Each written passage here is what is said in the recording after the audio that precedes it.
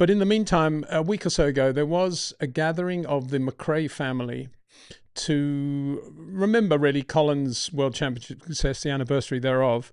And of course, you've got the whole dynasty there now. You've got Jimmy McRae, who won, I don't know, was it 5 British Rally Championships? Alistair, and now young, would you believe, Max McRae, another Max, who won the junior European Rally Championship last year.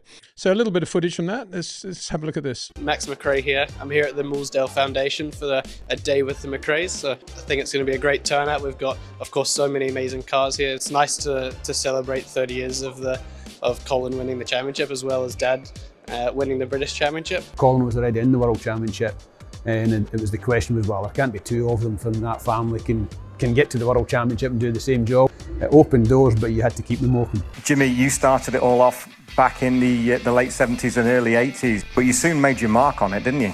First car I had was a 4-door Catena with a Lotus engine in it. I finished 11th overall. The next rally I did with the Catena, I finished 6th, then I got a 5th, then I got a 3rd, and I thought, I'm pretty good at this. Dad he wanted us to rally, but he wasn't going to push us into us, and he wasn't going to, put it on a plate. 5 times British champion. There's one thing that, Max, I don't want you to beat that, son. I'd like you to win it once, but then you can go and do the World Championship after that, okay? Sounds like a fair deal. Yeah, Jimmy McRae, 82 years old. I'm sure he'll be out for the Tour of Britain as well, and I think he's getting his granddaughter to sit alongside him in an escort or something like that. Great to see the McRae family, and Colin McRae, of course, absolutely just brilliant. One of the great all-time rally drivers. Could have been a great race driver too had he put his mind to it, a bit like Henry Toivonen, although his career was obviously cut off even sooner. And I spent a very happy day with Colin in Sardinia one year, after he'd retired, or he was going through a sabbatical, I think, something like that. And actually we were in a helicopter, not his, with Dave Richards, the 3 of us flying around from stage to stage in Sardinia, which was good fun. Really miss Colin, but great to see the McRae family there. And Max McRae, definitely remember that name. That guy's going to be very good. You might have noticed I've put up on the channel a longer version of the Jim Clark onboard around Alton Park in '63 in the Lotus 25. This is the full version of the film that was made around that onboard, and it begins with the the Fulham bog plant by Wandsworth Bridge, where I used to live, very near there, which was the Esso sort of depot at the time. And there's Joe and Lofty preparing the tea for the Esso Racing Services caravan. They go up to Alton. They go to Silverstone, actually, for the British Grand Prix. And it's a great little video. But I just thought on the back of that, and he was watching it, and he sent it on the back of that, we would do another lap of Alton Park, if I can find it here. Where is it? Here we go. With our friend Horatio Fitzsimon, who's driven a Lotus 22 around Alton Park very, very quickly, and we'll do that. But just to tell you that Horatio, I go on about him because he's a super talented guy, very, very quick. And the news from him is that he's, and it's unusual to have good news like this, isn't it? He's got a deal with Bob Neville's RJN team to race their McLaren 720S GT3 this season in the GT World Challenge Europe. So congratulations to him, and I'm no doubt he'll absolutely fly in this car. But just to get the adrenaline going before we get on with the questions, here's Horatio's lap of Alton. Doesn't take very long in his Formula Junior Lotus 22. Beautiful car. It was one of the first cars I fell in love with as a kid when I watched Leo Gagan win the '63 Australian Formula Junior Championship in his 22. Total team, black, Leo in his black polo shirt, black open face helmet, Warwick Farm. What could have been better? But anyway, here we are in the red 22 of the lap of Alton Park.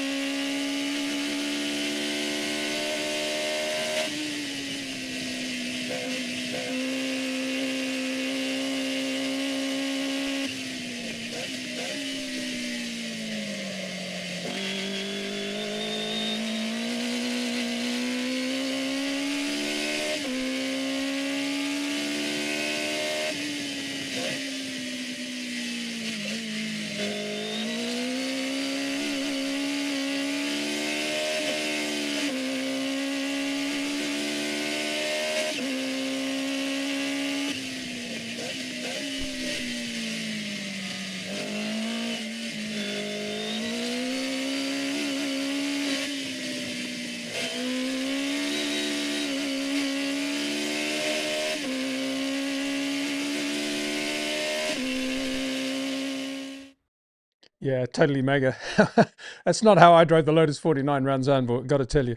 So yeah, congratulations to Horatio, and thanks for that. And if you haven't seen that Jim Clark video, it's black and white, but it's still got about the same feel to it. Jimmy really getting at it in the Lotus 25, despite the precarious nature of the onboard mounted on a tripod over the rollover bar, which Cedric Seltzer goes into great details about in his wonderful autobiography called If You Finish Second, You Haven't Done Very Well, or You've Lost, or something like that, which of course is very appropriate. Jimmy didn't have many second places in his career. German Grand Prix once, I think. It's about the only time. Right, let's get down to the questions and comments. This is your show anyway, at the end of the day, Peter rambling on. First question is from... I tell you what I'm going to do, though. I'm just going to go to my chat box thing, and I'm going to go right to the bottom to see if anybody's saying, Peter, there's no sound. No, doesn't appear to be any stuff along those lines, so that's good. Surprise, isn't it? Good. This is from Jez James. Hi, Peter. Keith Botsford once said that Formula One drivers could be considered as replaceable light bulbs. For the fans, that may seem strange, but for the teams, that could be a reality? Question mark. Well, Keith Botsford, of course, was the very, very good writer who came from nowhere in motor racing terms. In other words, had no background in motor racing at all, knew nothing about it, and was given the position of Formula One correspondent for the Sunday Times, about the most important newspaper in the UK, around in the 70s, and immediately became, I wouldn't say self-appointed expert, but pretty much that. And a lot of people sort of went along with what he said. But I think most of it was his turn of phrase. He just wrote beautifully. And I've no criticism of him there. I'm not sure he knew very much about motorsport. But at that quote, actually, I can remember Bernie Ecclestone saying that to me face to face. Oh, they're just light bulbs, you know. The teams are the important thing, not the drivers. And that was his philosophy, that the teams will be there always and the drivers come and go and they're replaceable. And accidents actually aren't bad for business. I think he wouldn't want me quoting him as saying that, but that was the underlying theme of the whole comment. Of course, things completely different today, but except for one thing, of course, the power is with the teams. It's not with the drivers in Formula One, whereas in virtually every other sport, it is with the individuals. The team sports slightly different, but the team sports kind of depended on the presence of the individual to make the football team, achieve the success that it has. Whereas in motor racing, it's the team, and you can actually win a championship without having the best drivers. Not making any inferences here. And so that's what Bernie was saying. You know, you lose a driver, probably the ratings do go up, the headlines are bigger, it's a big accident, and then motor racing carries on and the team replaces the driver and he wins a race or two, and then suddenly everything's back to normal. And so I think that's what he's saying. And you know, it wasn't Keith Botsford that coined that at all. I remember Bernie saying that to my face, and I wasn't shocked. I was kind of, well, yeah, that's right, that's the business of Formula One, isn't it, very sadly. And that's how we all kept going. When there was a horrendous accident, we didn't think, oh, they're all replaceable at all. I mean, I said, I never thought that. I thought every human being life was precious, and which is why, very precious, and why today I'm 100% pro safety in every dimension. I've gone to too many funerals in my lifetime. But the point I'm making is, how do you get out of bed the next morning and go motor racing again? Well, you go motor racing again by saying the sport continues, and the sport continues because the teams then replace that driver. And that's how it was. As hard as it is to imagine, that is how it was. And that's why Keith Botsford said that. And Keith was very close, actually, quite close to Bernie and Max, got to say. It's quite cold here. I don't know if that's going to interfere with the noise level of the mic. Somebody can abuse me on the chat if it does, but I've got to put the heater on. It's suddenly the temperature's just dropped in Spain the last 2 hours. Amazing. Anyway, thanks for that one. Very interesting opening question, actually. Next one is from Jez again. You've got three there, James. Got need to be a little bit. I'll do two, I think, maybe. Well, let's see. Do you know why Brands is not used for Formula One? It was such a creative circuit compared with Silverstone. Do you think it will ever be used again? Well, it wasn't used because a lot of reasons. The main one was space, the circuit space and the way it's laid out a little bit, more so the paddock area access to the paddock. It was a small tunnel under the track, no room to expand the paddock to Formula One dimensions. So it was just, Formula One outgrew Brands Hatch in that respect. And there was also a noise. There's always an ongoing noise thing at Brands Hatch as well, which would have been very annoying if you're trying to put the British Grand Prix on. So that was that. Lovely circuit. Yeah, much better than Silverstone. Great corners, undulations, very demanding in some areas. Today, it would be a great little test circuit, actually. Yes, and at the time when you had Silverstone and Brands, it was, oh, we're going to boring old Silverstone, flat as a pancake, windy ex-airfield circuit. Or you go to Brands Hatch, which is this beautiful, lovely, undulating piece of turf in Surrey. So Kent, actually. So yeah, no comparison really. Brands a much better circuit. Jez James again, most exciting Formula One era, Mansell, Piquet, Prost, Senna, Rosberg, reason, amazing sound speed, controlling the seemingly uncontrollable with cars having such emotions and personality. Well, yeah, you could say in many ways it was a golden era of Formula One. That whole business of Nigel and Nelson infighting at Williams, and then Alan Prost and Senna, Keke Rosberg on there as well in terms of his car control and how quick he was, and the lap he drove at Silverstone in '85 in the Williams Honda, and some of those amazing wins he pulled off, Detroit, Dallas in the Williams Hondas as well. Not really, didn't enjoy himself, I don't think, so much at McLaren, but certainly at Williams he was very impressive. And it was, yeah, lots of speed. I mean, you haven't got, haven't we got there? No, yeah, that's fair enough, those 5 drivers. And yeah, you've got 1,000 horsepower in qualifying. You've got cars with not a lot of chassis-induced downforce, a lot of rules in that point, controlling that. And just, it was all about sheer power and brutality, and the circuits were still pretty dodgy as well. Great racing, golden era of Formula One. I would agree with you there. Final one from Jez. Could Williams have been even better than they were if Sir Frank didn't have the accident?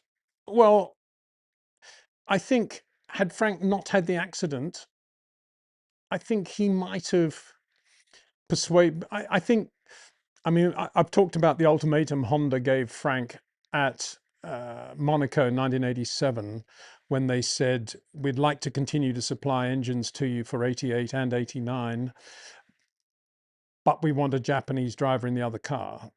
And at that point, Nigel was the driver under contract for 87 and 88 with Williams, which meant that in Frank's mind, it was going to be Mansell Nakajima, Satoru Nakajima. And Frank, A, didn't want to be told who to put in one of his cars, and B, didn't think Mansell Nakajima was a strong enough championship driver lineup to take on the opposition. So he said no to Honda and went to Judd Engines. Now, had he not had the accident, maybe he might have thought differently. Maybe Honda might have had a bit more respect for Frank and not said, you must run Nakajima. And they would have found a home for him somewhere else, which of course they did at Lotus. And Frank might have been able to continue with PK Mansell in 88. And in that respect, of course, Williams would have been a lot more successful. That's only conjecture. But I remember a few people saying at the time, after Frank had his road accident, and bear in mind, we're talking about mid-80s now, 1986. Things are very different in Japan now. But in 86, I think the Japanese culture was not ready to understand and accept that somebody with Frank's injuries could continue to run the team as effectively as he had done prior to the accident. We'll never know that. That was a lot of the feedback I got from companies like Canon, for example, another Japanese company that we were with at the time. And maybe that did affect it a little bit. And as I say, that's the only way I can see things would have been any different. I think in terms of the 86 season, the 87 season, things panned out as they would have panned out had Frank not had the accident. It's only whether we would have kept Honda engines that's the issue. Sarosh Soman, hi Sarosh, another regular. Peter, driving the V10 Toyota, what was the attribute that caught your attention Like if it was a passenger car driver, what's the most impactful feeling for that person? Acceleration, braking? I can't really say braking because I didn't get I wasn't, it was very cold and slightly wet. So I never got the brakes up to fully operating temperature. So I can't sit here and say, oh, wow, the brakes were the most amazing thing. Probably had I got them up to temperature, that's what I would be saying. That's what most people do say. So all I can talk about is acceleration, which was absolutely phenomenal. But if you keep your eyes focused well in advance and you're sort of allowing for, and you know what's going to happen, it all happened in a very logical way that you felt very much a part of the car when that was happening. There was nothing that was like frightening or anything like that. I think for me, it was the vibration actually over the bumps at high speed, going just before scene, how bumpy the car felt there with your foot flat on the throttle in top. And there was just a lot of vibration. That's all. I should have imagined that there would be, but I never did think that through. I was always like everybody else, thinking about the power and the brakes and everything. I never just thought about how much vibration there was. It was that really. And I wasn't going anything like quickly enough in those conditions really to talk about G-force either. So I can't really talk about that. I'm sure if it had been dry and I'd had all day, I'd be able to say a bit more about it. But it was quite forgiving. That was the other thing. I mean, you could feel the back end when it snapped out. You could feel it was going to do that, and you just put on a little bit of correction. That was all okay. And slow speed corners, not high speed, but it was the vibration more than anything, really. Yeah, and also when you're going that quickly and you're not 100% comfortable in the car, because why would you be? It's not a seat specially made for you. And you've got the hands collar and the helmet and everything. There are inevitably going to be a bit of buffeting and the helmet's going to lift and things like that because it's not right. And there's always that, but that's not specific to the V10. That's just specific to driving any Grand Prix car, really. Sarosh says, Peter, there's a feeling that Ferrari isn't going to improve. Really? Could be wrong. If you were Leclerc, what's the logical thing to do now? What would be your advice? Well, my advice would be, you're not the only bloke in that situation this year, potentially. Max Verstappen may find himself in an uncompetitive or relatively uncompetitive Red Bull. And what Max is going to do is enjoy his year, drive every race as well as he possibly can, 100% maximum, but he's going to do a few other things. He's going to do his Nürburgring stuff and he's going to enjoy life. He's not going to let it get to him.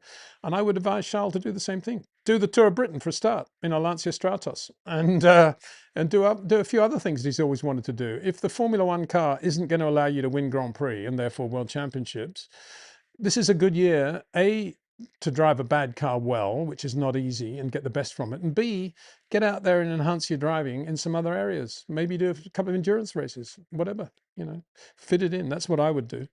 Anything, whether it's karting, whether it's rallying, whatever you wanted to do, go and do it. Do some Formula 2. If they let you do it, they wouldn't, of course.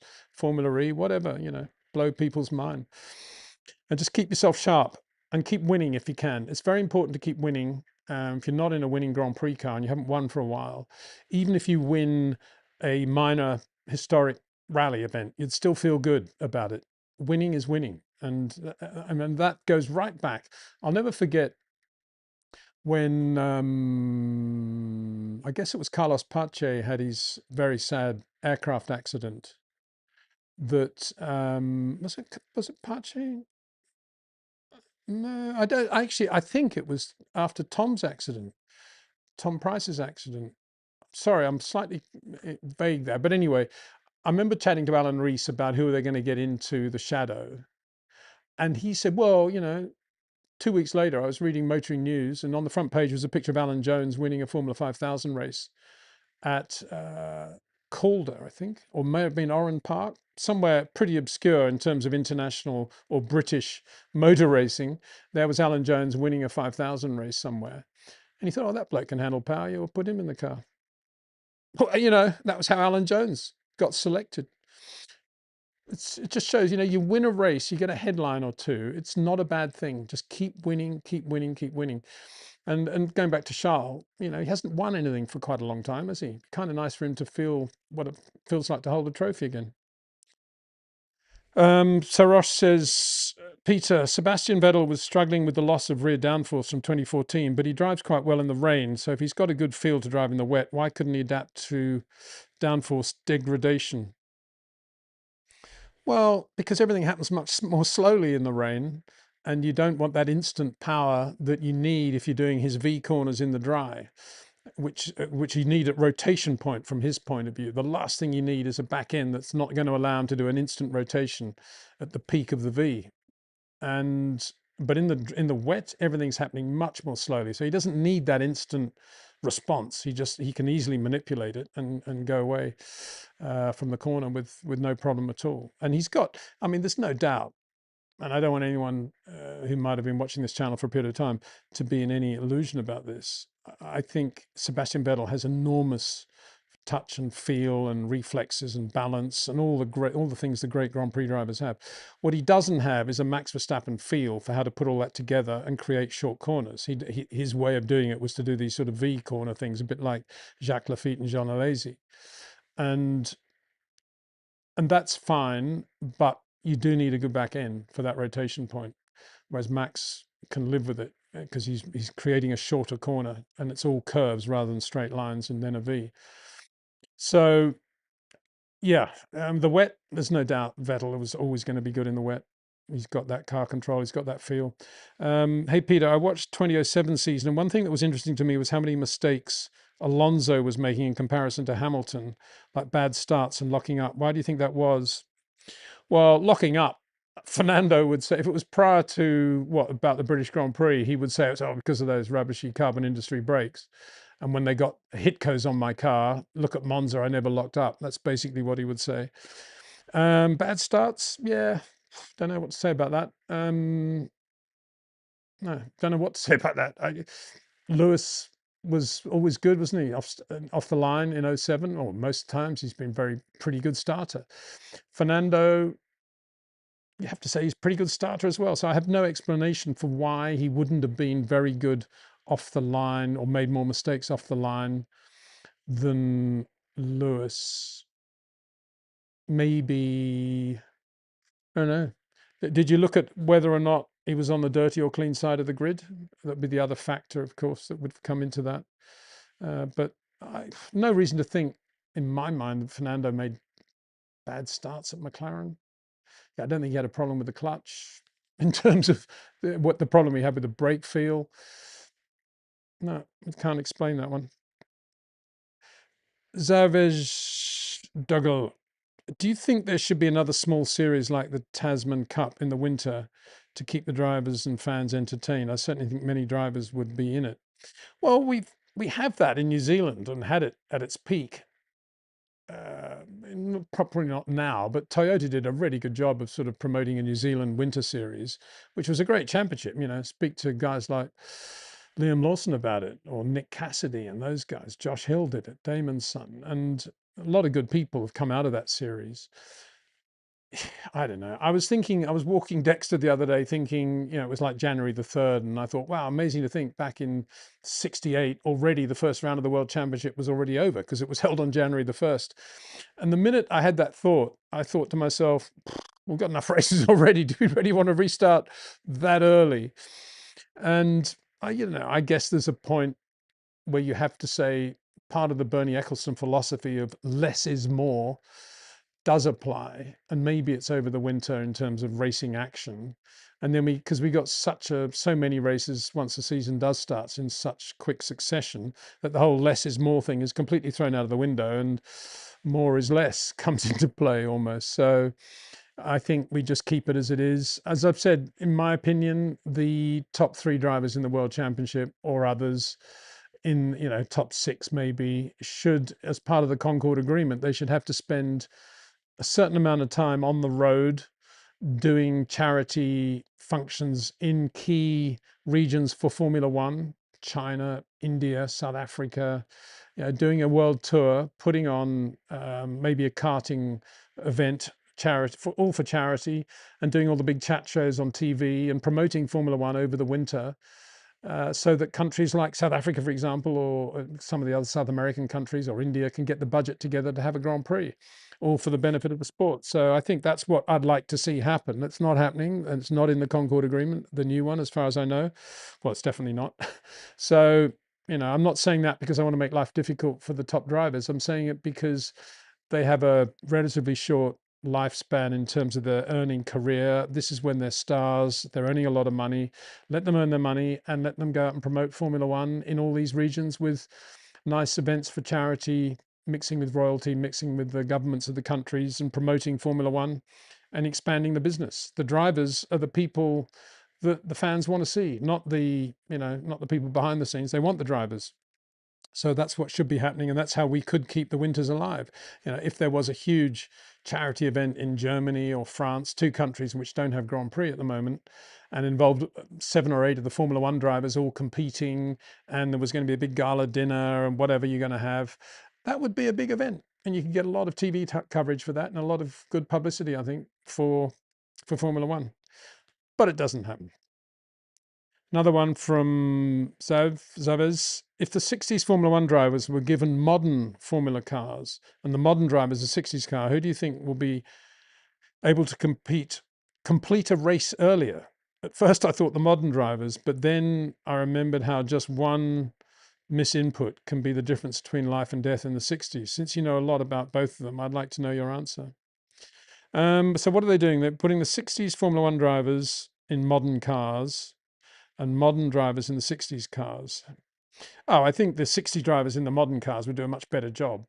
If the modern drivers follow the lead set by the great Lance Stroll, who I think said something along the lines of, I would never drive a car without seatbelts or rollover bar and all this stuff. What would he do if he climbed into a Lotus 25 with no seatbelts and no rollover bar to speak of, and did a lap of Spa on the old circuit in the wet? Not great. But I think if you took Dan Gurney and put him into a current Red Bull, or you put Jim Clark into a current McLaren, I think within about 3 laps they'd be right on the pace, wouldn't they? Probably quicker, actually. In Jimmy's case, I can't imagine it would take anybody with the right talent to win the Sterling Moss, Jim Clark talent level, providing they did a few days in the sim, just learned how to use the clutch and the paddle shift and how to operate a few of the basic things on the steering wheel. Those guys, assuming you could transplant all the timing and everything, and the age was absolutely right. Jimmy was 30 years old and he was at his peak as a driver. Of course he'd go in there and he'd blow Lando away, no question. Whether Lando would ever get into a Lotus, I mean, Lando, he's not afraid, I think, to throw a car around, but I can't imagine any modern driver. They've driven throughout their lives with seatbelts, carbon chassis, left foot braking, survival cells. They would be completely lost if you put them in anything. If you put them in a space frame Brabham, 64 Brabham, and told them to do a lap of Rouen down the hill through the sweepers, yeah, they'd say, yeah, right, come on, I'm going to become an artist or something. Super chat here. Peter, love the channel. Thanks. Please don't answer if this is too personal. I recently read you were a passenger in Frank's road car. Wow, is that true? What was that time of your life like? Turning off the heater now. It's got a bit too hot. It's been going on throughout the stream, I think. It is true. Yeah. It was, we were at a test at Ricard with the new cars for 86, the new FW11s. Nigel and Nelson were there. Those were the days of testing. And I was at the cutting edge of sponsorship management, and I had 15, 20 guests from Mobil, one of our sponsors, at the test. And it was even better than being at a race because they had lots of time with the drivers. I could take them into the garage when there was no engines running. Everything was just wonderful. And that's one of the things actually Formula One has lost, I think, by not having tests, is the ability to look after its sponsors that way. And we did all that. Anyway, it was Saturday morning and the test was due to finish that night. We'd been there since Thursday, I think. And Frank said, oh, Peter, I'm going back lunchtime, got a half marathon to run tomorrow, Sunday in the UK. Do you want to lift to the airport? Yeah, of course. So he and I set off about lunchtime for an evening flight, for like a 5 or 6 o'clock flight out of Nice. And we were in Frank's rental car, an Avis Ford Sierra, one of the very first Ford Sierras with a very angled windscreen pillar and not a angle at the top. It was all curved, all aerodynamically shaped, but very little strength in that windscreen pillar. Not that anybody thought about it at the time. It was quite a radical shape for a road car, that Ford Sierra.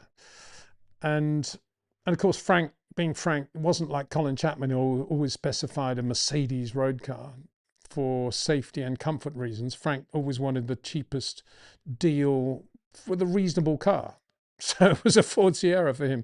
Anyway, he set off, and through the sort of mountain section down into the open plains north of Ricard, he was throwing the car around quite a lot. I was next to him and driving well. You know, I knew he'd won that Capri race at Brands, and I knew he'd had a reasonable Formula 3 career, and I'd never actually driven quickly with him on the road though. And I remember at one point he braked very late into a hairpin, downhill hairpin. And rather than speak to my boss and say, Frank, not so fast, I just said, oh, the brake's okay on this thing, Frank. It was my way of saying, you know, you're braking a bit late. And he said, oh yeah, they're fine, brakes are good. And he was quite, you know, just edgy really. And we came out of that sort of hill section, and then we came into a downhill, fast, open French country road with gravel on both sides. Just enough room for it to be an oncoming car as well, but you'd probably have to slow down for it. It wasn't a lot of room. And he went through this kink, and the back end came out. And at that point, we were going reasonably quickly, 65, 70 miles an hour, I guess. And I think Frank, I remember thinking, as you often do when you're with a great Grand Prix, oh, now we'll see how good Frank is, because we're not going slowly now, and you've got to be pretty accurate with the correction, throttle and steering. And Frank basically overcorrected a bit, and the car snapped back the other way, and we got into one of these, and we headed off on the inside. And the last thing I saw was looked like we were just heading for an old stone wall on the inside there, and it was kind of jagged edge to it. And I remember I just curled myself up in a ball in the passenger seat, and then, you know, shut my eyes, and there was an enormous impact, and then there was nothing. And that was, of course, the car flying through the air, and then it landed nose first, came down on its roof and somersaulted 2 or 3 times. And when it all came to, there was a smell of fuel. We were upside down, the roof had caved in, very little room to maneuver, seat belts, briefcases burst open, you know, seat belts all tangled everywhere. It was a complete mess. And all Frank was saying was, I'm trapped, I can't get out, get me out, get me out. And of course, all I thought of was, there is fuel and we need to get him out. And if he's caught in the seat belts, I can easily release that. So I released that, and didn't seem to make any difference. I was more or less okay, I felt. And so I just tried to drag him out under his armpits, trying to keep him stable, and bring him out between the 2 seats through the back window, which was semi-smashed. And I saw these 2 big boots appear as I was trying to break the glass of the rear window. And this guy kicked a lot of the remaining glass out of the rear window and helped me get Frank out the back there. And at this point, Frank was saying, I can't feel my legs, I can't feel my legs, they're hurting. And I sat there in the field with him for about 50 minutes in the end, just cradling him and talking to him. And I spoke to that guy, and he drove up to Ricard, actually. I said in my French, you know, go up to the Ricard circuit. We have Formula One, Frank Williams, Nigel Mansell, Nelson Piquet, because Nelson had a Mercedes road car with a car phone in it, and that's what I knew we had to get before anything else. Obviously, he had to try and ring for an ambulance as well. But that guy turned out to be the mathematics teacher of Cora Reutemann, Carlos's daughter. Can you believe it? Great guy. I never actually met him. I never saw him again. Amazing. And eventually, as I say, after about 50 minutes, Nelson arrived with Nigel in the Merc, and then we got the phone, and then we rang Bernie, and we rang Jackie Oliver and a few others to get people flown over, and the ambulance came up from Toulon and went from there. So yeah, I mean, and it was very touch and go when we got Frank eventually back to the UK. He was, we took him out of France much earlier than the French thought we should have, purely because he wasn't getting great treatment in a big public hospital in Marseille, couldn't breathe really. And so we got him back to England, and James Weaver's father, James, very fast racing driver, his father did the operation for a tracheotomy, got that into Frank, got the fluid out of his lungs, and basically saved his life at that point. But then he had another relapse, and it was about a week after in the London hospital, and that was a very dangerous period as well. And there was talk of turning off the life support machine, but luckily that decision was not taken for obvious reasons, and so it developed from there. I spent, in terms of my life, I then spent, I guess, probably, I mean, right up until about July, I was by his bed and or with him at least 3 days a week. Ginny, his wife, obviously was with him all the time, as much as she could. But whenever she wanted a break, I would go in and sit next to Frank by his bed in the London hospital, and then subsequently we'd do other stuff as well. So yeah, it was a huge, huge thing in my life, and obviously a reminder of how fragile everything is. In the space of a millisecond, things can change like that. And I was okay and Frank wasn't, and yet I was sitting next to him. I think that's because A, it came down more on his side and he took a direct blow on his head. And B, I was able to roll myself up into a ball in the football area, whereas Frank was still behind the wheel, fighting the wheel. I think that was two of the reasons why I was okay. But yeah, massive, massive time for me. Anyway, thanks for that one.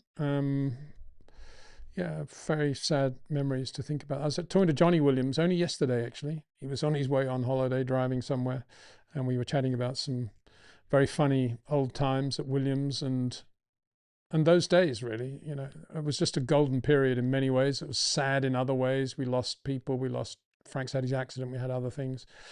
But what a time in which we lived. Hi, Peter. Do you have any memories of the Rothmans 50,000 race at Brands in 72? I was there on the day. The format, although exciting, did not deliver. No way such a race would happen today. No, they put Formula 5000 and Formula 1 together. I've got the race program here, actually. Did Peter Gethin win that?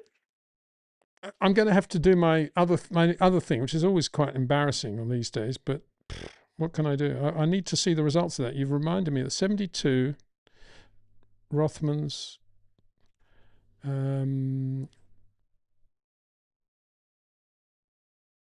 Rothmans 50,000. Here we go. Let's have a look at what happened in that race. There was an amazing thing that they put Formula 1 and 5,000 together. Oh no, Emerson won it. And look at that. Brian Redman was second in a McLaren Mega Formula 1 McLaren. Henri Pescarolo third in a March. Dare I say Frank Williams March, actually. Yeah. And Emerson won it in the Lotus. Yeah. Just, I remember it being lots of Marlboro and JPS promotions everywhere. It was just all Marlboro and JPS. It felt like a very rich race, actually. But yeah, it would never happen today. So the first Formula 5000 car was Graham McRae in his own McRae, very quick New Zealander. And Jerry Birrell was sixth in a Formula 2 March, 722. Well, that was qualifying, sorry. The race, what happened in the race? Emerson first, Brian second, Henri Pescarolo third, Jerry Birrell finished fourth, James Hunt fifth in a Formula 2 March, John Watson sixth in his Formula 2 Chevron. Alan Rollinson, another very quick driver, was the first Formula 5000 driver home in a Lola. It would have been a T142, I guess. Then Tom Belso, quick Dane. David Prophet, Claude Bourgogne, who was very good in Formula 4, didn't produce a lot more after that. Had a lot of battles with Dave Walker. Steve Thompson, 11th. Steve Thompson, very quick in the wet. One of the quickest wet weather drivers of all time. But yeah, it wasn't so good in the dry. But yeah, wow, Emerson won it. Wouldn't happen today, would it? No. Things have changed so much. Well, we wouldn't even have Brands Hatch today, let alone any of that other stuff. Okay, there we go. Aaron, hi Peter. I think you've said that Toyota wasn't treated well the last time they were in Formula 1. Why was this? Is it now a clean slate if and when Toyota re-enters Formula 1 as their own team, do you think? I think it's a bit like Michelin. It's like, well, they didn't treat us very well last time. Why should we go back into it? And the way they're doing it, I think, is pretty circumspect, but appropriate. And they're doing it nicely with Haas and not doing too much and just being there and getting all the benefits without having to go through all the agonies. But what I meant was there was a lot of sort of giggling behind the hands at Ron Dennis, Bernie level of Toyota and how they're not doing it the British way, basing the team in the UK, following the British model of how to do it. They did it their way, based around a very successful rally setup they had in Cologne, Germany, They built their own engines. They did their own wind tunnels. They didn't take advice, if you like. And I think it was more that a lot of the key British people thought, if only they'd given all that money to me, I could have done a much better job for them, rather than let them go and do their own thing. There was no respect for Toyota on the basis of, wow, the world's biggest car companies in Formula One. They're not doing Formula One the way we would do it, but let's give them credit for being different. Let's give them credit for being there in the first place. Let's celebrate their presence. I mean, I can remember standing with Ron Dennis at the French Grand Prix, and Ron was nitpicking the design of the Toyota motorhome and tarpaulin and the color scheme, and everything was just ratty. And I just thought, you know, why can't these people just accept Toyota for being the company they are and enjoy them instead of criticizing them all the time? And there was, amongst the journalists, it was a similar thing. You know, they don't know this, they don't know that, they haven't got this guy's no good. It was always negative. And I'm not exaggerating. A lot of people today would probably not remember that, but that's exactly as it was. You know, I'm just telling you the truth. And as I say, you know, you're asking about their approach with Haas. I do. I mean, on the basis of all that, I think they're doing an excellent job with Haas. And as I say, I want to see Ollie Berman in a Celica GT, please. Maybe partnered with Jari-Matti Latvala in the Tour of Britain 2026. That would be good, wouldn't it? They'd win it for sure. Drew C. Christian Horner thinks short term. If that guy really wanted to share in a Formula One team, why didn't he buy Williams from Claire when COVID hurt Claire's pocket, instead of wrestling a Thai and Austrian for a piece? For a piece, yeah, you mean the Red Bull, Thai and Austrian connections, and sort of trying to get that. Well, you know, Christian is Christian. He's got his own career path and had his own career path, racing driver, and then put together a very good Formula 3000, Formula GP3 team, Arden, and was then approached by Red Bull to come and run what was then Jaguar, and did a very good job in that he persuaded Adrian to join and allowed Adrian to get on with it, choose his own people, guys like Rob Marshall, Pete Prod, and let Adrian, and then he basically allowed Adrian to stay at Red Bull long enough to win a whole bunch of championships, and was a good buffer between Adrian and Red Bull and everything else that, you know, engineers need. That's where Christian was very good.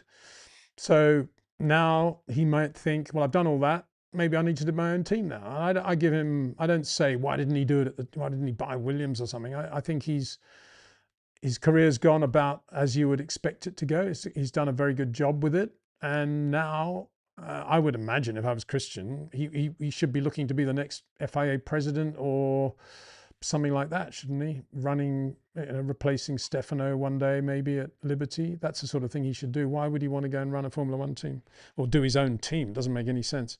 And as I say, in terms of doing the job, what he did with Adrian was what created the success at Red Bull. It wasn't necessarily all the other things. I mean, he's no different from a lot of other people out there who can run a team. Jonathan Wheatley, good example. It's just that at the time he did a much better job than Ron and Frank of keeping Adrian happy and allowing Adrian to do what he wanted to do. That's where the key was. So now if he doesn't have Adrian with him, I don't think he'll do anything special anywhere, and he might as well just enjoy his life and become president of the FIA and live in Paris or something, if that's what he wanted to do. That would be my take on Christian, but maybe he's got other things. This Rap Herrera. Hi Peter, what learnings do you think there are for new Formula One entrants from the Formula One USF1 entry attempt? Well, so different now, it would never have happened. I mean, the reason we did USF1 was because as now, where there's still an available grid slot, there's only 20, you know, there's 22 cars now instead of 20, but you could at least have 24 if you really wanted to, I guess. And at the time, there was lots of space on the grid. There were lots of reasons to think that you could do a US Formula One team with technology based in the United States, run it out of Europe, operated out of Europe, which is what we did. It was much cheaper, much more logical to do that. And to do an American team with American drivers, I think was a great idea.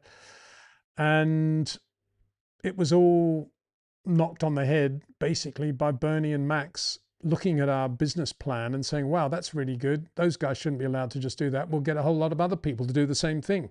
And they looked at our budget, potential budget, and said, right, that's what we'll create a new championship around this budget that Peter Windsor and Ken Anderson have come up with. That was called the new budget cap Formula One, which we didn't want at all. You know, we just wanted to sneak onto the back of the grid, start walking, then trotting, then running, then galloping, as you do with a new Formula One team. But they wanted to create this whole new championship. And one of the reasons they wanted to do that was because they were renegotiating the Concord Agreement with all the existing teams, and they wanted some sort of threat to be able to say to the existing teams, if you don't sign, we're going to go behind this new budget cap Formula One, which of course was never going to happen, but we were guinea pigs for that. And so that's where it all collapsed. But that would never happen today because there's much more control of the teams. The teams are much more together. Liberty, the FIA is much better organized in that sense. It's not just two guys, two rebel guys wanting to run things the way they want to run it, i.e. Bernie and Max, and ruining it with this ridiculous thing called the budget cap formula. We wanted to run exactly the same formula as normal teams. Bernie said, oh no, you're going to have more revs, you're going to have bigger wings, you're going to have this and that, and you'll blow Ferrari away. I mean, it's just complete nonsense. It was never going to happen. And that's what ruined USF1 ultimately, all that faffing around for a year. And then of course we had to build a factory and a car, get it all crash tested and do everything in the space of 3 months, which was never going to happen. But so that wouldn't happen today. And indeed it didn't happen with Haas because they gave Haas at least 24 months to get the team going. We had 3 months. So the whole thing was a mess. But again, it wouldn't happen today because of the way the sport is run. It's run in a much more logical fashion. SC Madragon. Hi, Peter. Hola, Peter. And chat. Is it just me or is Formula One around the corner? Time is flying. Well, it's good to have somebody who's positive. Obviously looking forward to the new season. That's really good to see. And it is flying. Yep. It's now the 3rd week of January almost, or 2nd week really, but we're going into the 3rd week. And the Monte Carlo rally is about to happen, and then the testing will start before you can blink. And we're already getting team launches. I noticed we've got a team, not even a car livery. We had a Racing Bulls team apparel launch. Actually, they said we've dropped our new teamwear for 2026. And I thought, wow, this is a great thing. They're actually listening to another Peter Windsor thing, which is that a Formula One team should have the brains and the guts to do a Formula One team that's completely against the norm and have sort of straw in the garage floor and a guy in the back singing "Don't Worry, Be Happy" with a guitar, and everybody's wearing their normal street clothes and everything's laid back, and then you go out and blow everybody away. Of course, that's the key to it. But yeah, not following the Formula One norm, and drink bottles are banned, and you know, you're not allowed to have earbuds in your ear or a headset on if you're a driver, and all that stuff that would be really good to do. And I thought, wow, this is great. Racing Bulls are going to drop team uniforms in 26. They're just going to turn up in their t-shirts and jeans. But of course, what I hadn't anticipated was this is the new misuse of the word drop, where drop means announce. Drop for me is, Marnus Labuschagne has been dropped from the Australian cricket team due to a poor run of form, but no doubt will be back next summer after his brilliant performances in the Sheffield Shield. That's been dropped. When you drop team apparel, it means you no longer got team apparel, but not in this case. It means it's dropped from the sky. Isn't it great? And those 2 male models they've got now at Racing Bulls, I mean, do they really need to drive racing cars and get dirty and sweaty and all that? Just leave them there and just be a race team in the garage in the pit lane. You don't need to go out and race the cars around the circuit, something boring like that. Liam and Arvid, they just need to stand there, don't they, and pose around. That's how they are in all the pictures, I think. Yeah, and if you look at the pictures, actually, they're beautifully done. Unbelievable pictures. Better than male models. It's just like this is the front page of Vogue every week. Yeah. Zaviz says audio's fine, Peter. Well, that's very good. Thank you very much. Audio's good. Another one. Thank you. David Del Gamma. Hi, Peter from Michigan. Hope you're well. I missed my Formula One. Well, thank you very much. Yeah, Michigan. Have I been to Michigan? I have indeed been to Michigan. I've been to the Michigan Speedway, where I told my great story about Arie Luyendyk being told to pass the cars in front of him, and he does, in response to Ganassi's, not Chip Ganassi, yeah, Chip Ganassi's message. Pass him, Harry. And he did. S. Mandragon, perfect time slot for Oz, Peter. Good. That's good to hear.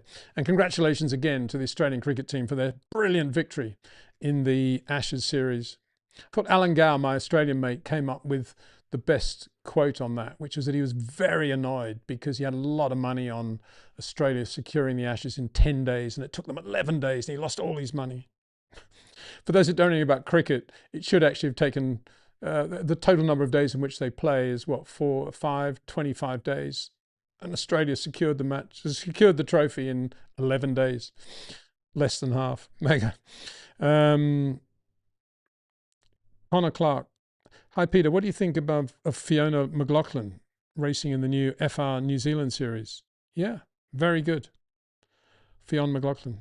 Yeah, I think that whole series, as I say, is a very good series, and it's nice that it's happening. I just wish it had more exposure, A, and B, I wish, and with all these feeder formula things, it's there are so many of them. For a start, there are too many of them. Secondly, you've got to be able to base the performance of any young driver against some sort of yardstick, and too often virtually every year, it's a completely new class of drivers, and it's very difficult, therefore, to compare. And at the risk of sounding, in the old days, but if you take Formula Ford 1600 as a good example, you always had the Sid Foxes or the Colin van der Vels around which you could, so many of them actually, around which you could gauge your talent and your pace. And I think that's one of the reasons we see so many young drivers make it apparently relatively easily up into Formula 3, maybe even to Formula 2, and then they kind of disappear without trace. It's because the level of competition really is much, much higher than they've ever experienced because there are so many different feeder formulae. And there weren't. Back in the days, there were nothing like the same number. There was the British Formula Ford Championship, there were 1 or 2 of them. There was a European Formula Ford Championship. And then basically it was Formula 3. And you knew against whom you were competing and you knew the yardstick. But here, you're competing against a lot of people you've never heard of. Maybe you've raced against them in karting or something. It doesn't mean much. That's my only reservation about it. But yeah, I love that whole New Zealand winter series. And good luck. Can Alonso win a race in 26? I think his last season in Formula 1, Leclerc is coming to Aston as new lead driver. Is he? Okay, good. I'm glad you've announced that. That'll be good for Charles to be with Adrian Newey. I'm sure Adrian will be happy about that. I do think Alonso can not only win a race, I think he can win a championship. Well, by definition, if you can win a race in 26, you will win a championship because you'll have a race-winning car. And it won't just be by luck or default or because of the fault of others that Fernando's won a race. He'll win a race because the car's good and he's still very quick. So for one thing, if he does win the championship in 26, why do you think he would retire? First point. And secondly, why do you think he'd just win a race? Adrian Newey, Honda engines, Fernando Alonso, massive money and support from Stroll. Talk about, if he doesn't win a race, I'd be absolutely shocked. And I think he will be. That's my take on Aston Martin. I would say if anybody wants an outside bet on the World Championship, put your money on Fernando Alonso. Martin Lee, 6694. And know sometimes you get a bit sad with the comment, but look here, you get the best comment. Thanks for all the good vibes video. Oh, thank you very much. And a heart there. Thank you. Very kind. Yeah, I was very sad thinking about the Frank accident, actually. Obviously, it was a huge thing, but I was just thinking of some of the moments by his bed and Ginny being there as well, and some of the laughs we had and how brave Frank was in understanding the injuries that he had. And I remember him saying, typical Frank, when we were in the field in France waiting for the ambulance to come, I remember him saying, I'm never going to drive quickly again. From now on, I'm going to get a goggomobile and I'm going to drive around in a goggomobile. And I remember thinking of all the vehicles you could select as being slow and unlikely to cause trouble. The goggomobile is still about the least that you would think of. And for those that don't know what a goggomobile is, I think I'm right in saying that it was a post-war bubble car thing that actually, I think it was German. And I think it used a lot of parts from Stuka's, sort of unused cockpit sections and things like that, and a tiny little sort of motorcycle 2-stroke engine thing. Goggamobile. But having said that, Jim Clark drove a Goggamobile in an auto test once during the 1957 Suez Crisis in Scotland. He did an auto test. There's a picture of him going between the cones in a Goggamobile, owned, I think, by Ian Scott Watson. And Jimmy's wearing a shirt with a tie as well, no helmet, doing a very good job between the cones. Rup Shaney. Hi, Peter. Can Formula One ever had time? Can Formula One ever had a time? Has Formula One ever had a time where everyone had the same car? It would be exciting if that ever happens again. Well, the nearest Formula One ever gets to that is when there's a whole bunch of really good teams and drivers, all basically with the same engine. But I don't think that's ever happened when they've all been on the same tyres. I was going to say in tyres, but that's never happened, because in the climax era, well, that's not strictly true. I think in the climax era, everybody was on Dunlops, weren't they? Yeah, so maybe it was the 60s with climax engines, Brabham, Lotus, Cooper, and then you had the Ferraris as well, pretty much on a par, BRMs. I'd say then the cars were very closely matched in the 60s.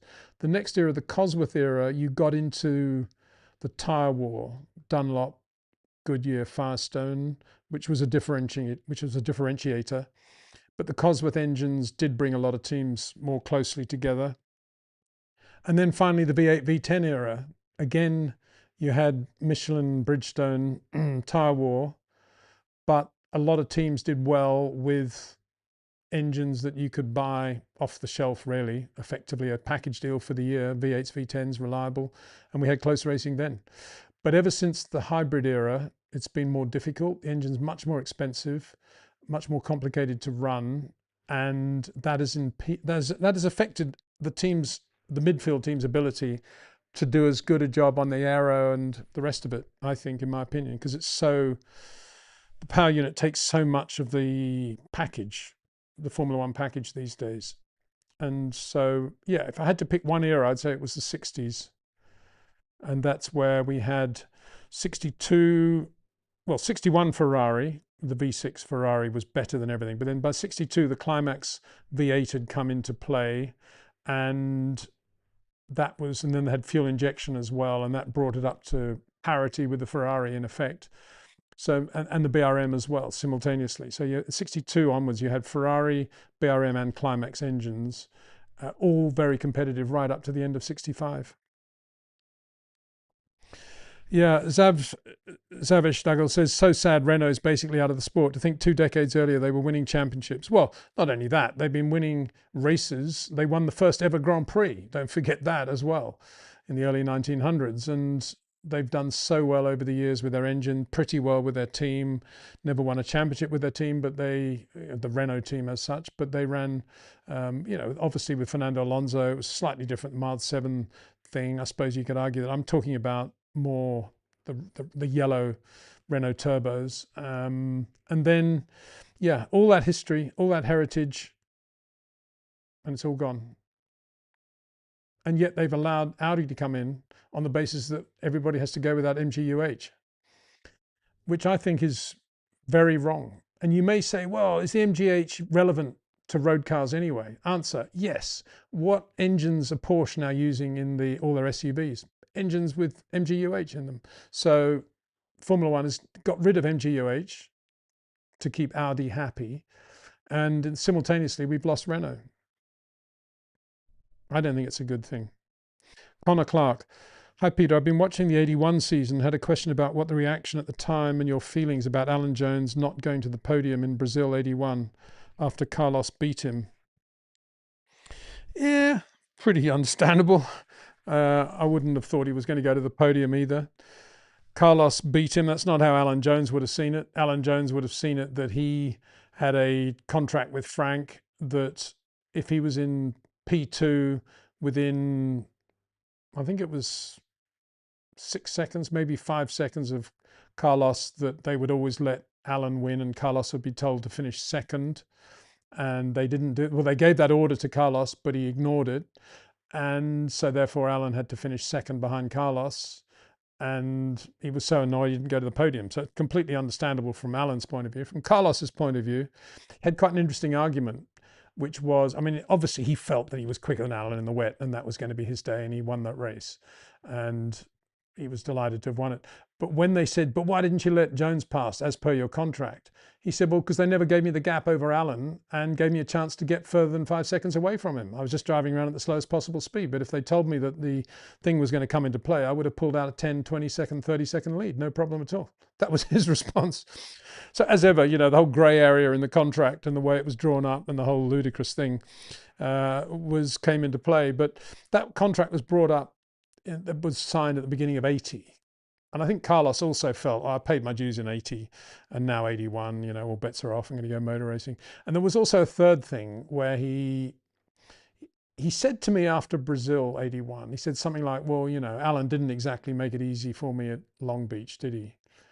No, I think he said, Alan never thanked me after Long Beach.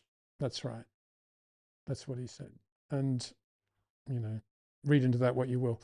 Alan won Long Beach, and Carlos felt that he had helped Alan there and hadn't raced him when he could have and didn't get any thanks for it. But, you know, I understand Alan's point of view, but being very close to Carlos, obviously I was delighted with the result of Brazil 81. But Carlos was thinking mainly about Nelson Piquet. He couldn't believe that Nelson had started on slicks. He said, if anybody in the planet Earth should know that in Brazil, in Jacarepaguá, in Rio, that once it rains all afternoon, it should have been Nelson Piquet. And there he was on slicks. Carlos thought that was absolutely hilarious. Formula 1 2378 SM. Charles Leclerc is the one and only driver who could fight Max and have a chance of winning. George, arguably, but Lando, Carlos, Albon, Oscar are mid-level drivers. Yeah, I don't know whether you're replying to somebody else there or telling me that. Let me think. Do I agree with all that? I think Lewis is still potentially somewhere in that, you know, group, I would say. Lando, Carlos, Albon, Oscar are mid-level drivers. Oh, they're very, very good Grand Prix drivers. They're not great Grand Prix drivers. That's the difference. I wouldn't say they're mid-level. They're all capable of winning Grand Prix, for sure. Charles is the one and only driver who could fight Max. No, I think George can fight Max. And I don't think it's an argument. I think George will fight Max. And I think he's got a very good chance of winning the championship this year. Obviously, the big proviso in italics, if the Mercedes, the factory Mercedes, is a quick car with a quick power unit, which I'm sure it will be. So George definitely will be up there. I think Kimi will probably win a race. Kimi Antonelli, that is. George potentially the championship, Fernando potentially the championship, and McLaren will therefore have a more difficult chance of winning a championship, but for sure they'll win races, with probably Oscar having a slight advantage over Lando this year, I think, only because Lando's won his championship. And you could argue it's going to make him relaxed and he'll drive even better. Equally, it may take the edge off him slightly. You never know. But here's a question. This is a question for everybody, and I might do a poll around this, but I'll float it now.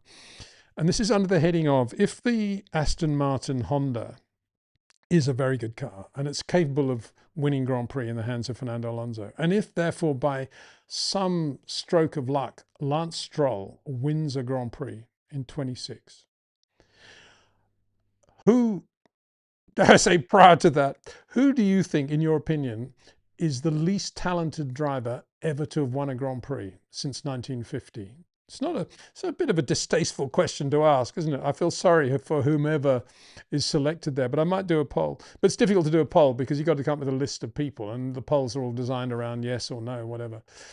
So it won't be a poll, but let's just get it from you guys. Maybe, you know, we can go over the next 3 or 4 live streams. You can come up with drivers that you think are the least talented drivers ever to have won a Grand Prix, the least deserving winners of a Grand Prix, or more than one Grand Prix, you might say.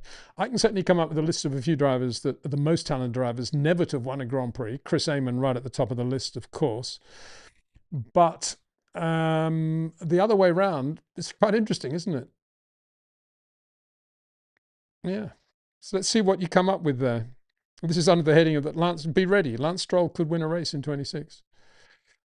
Lewis and Alonso are so old for racing now, says Formula 12378. I disagree completely.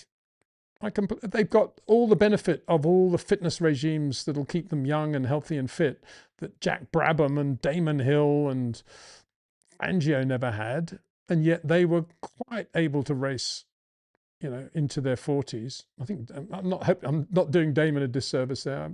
I don't think he wasn't young anyway. I mean, apologies, Damon, if you were under 40, I can't remember.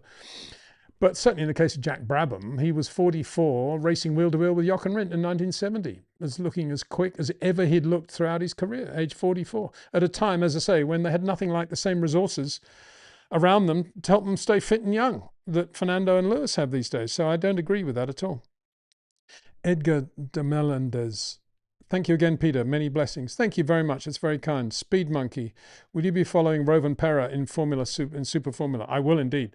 And I mean, he's in good hands because I know Richard Selwyn, very, very good race engineer, used to be with iSport, then Lotus, and I know he's doing some work now with High Tech, has been seconded to go out to Japan and help that program along with Cali.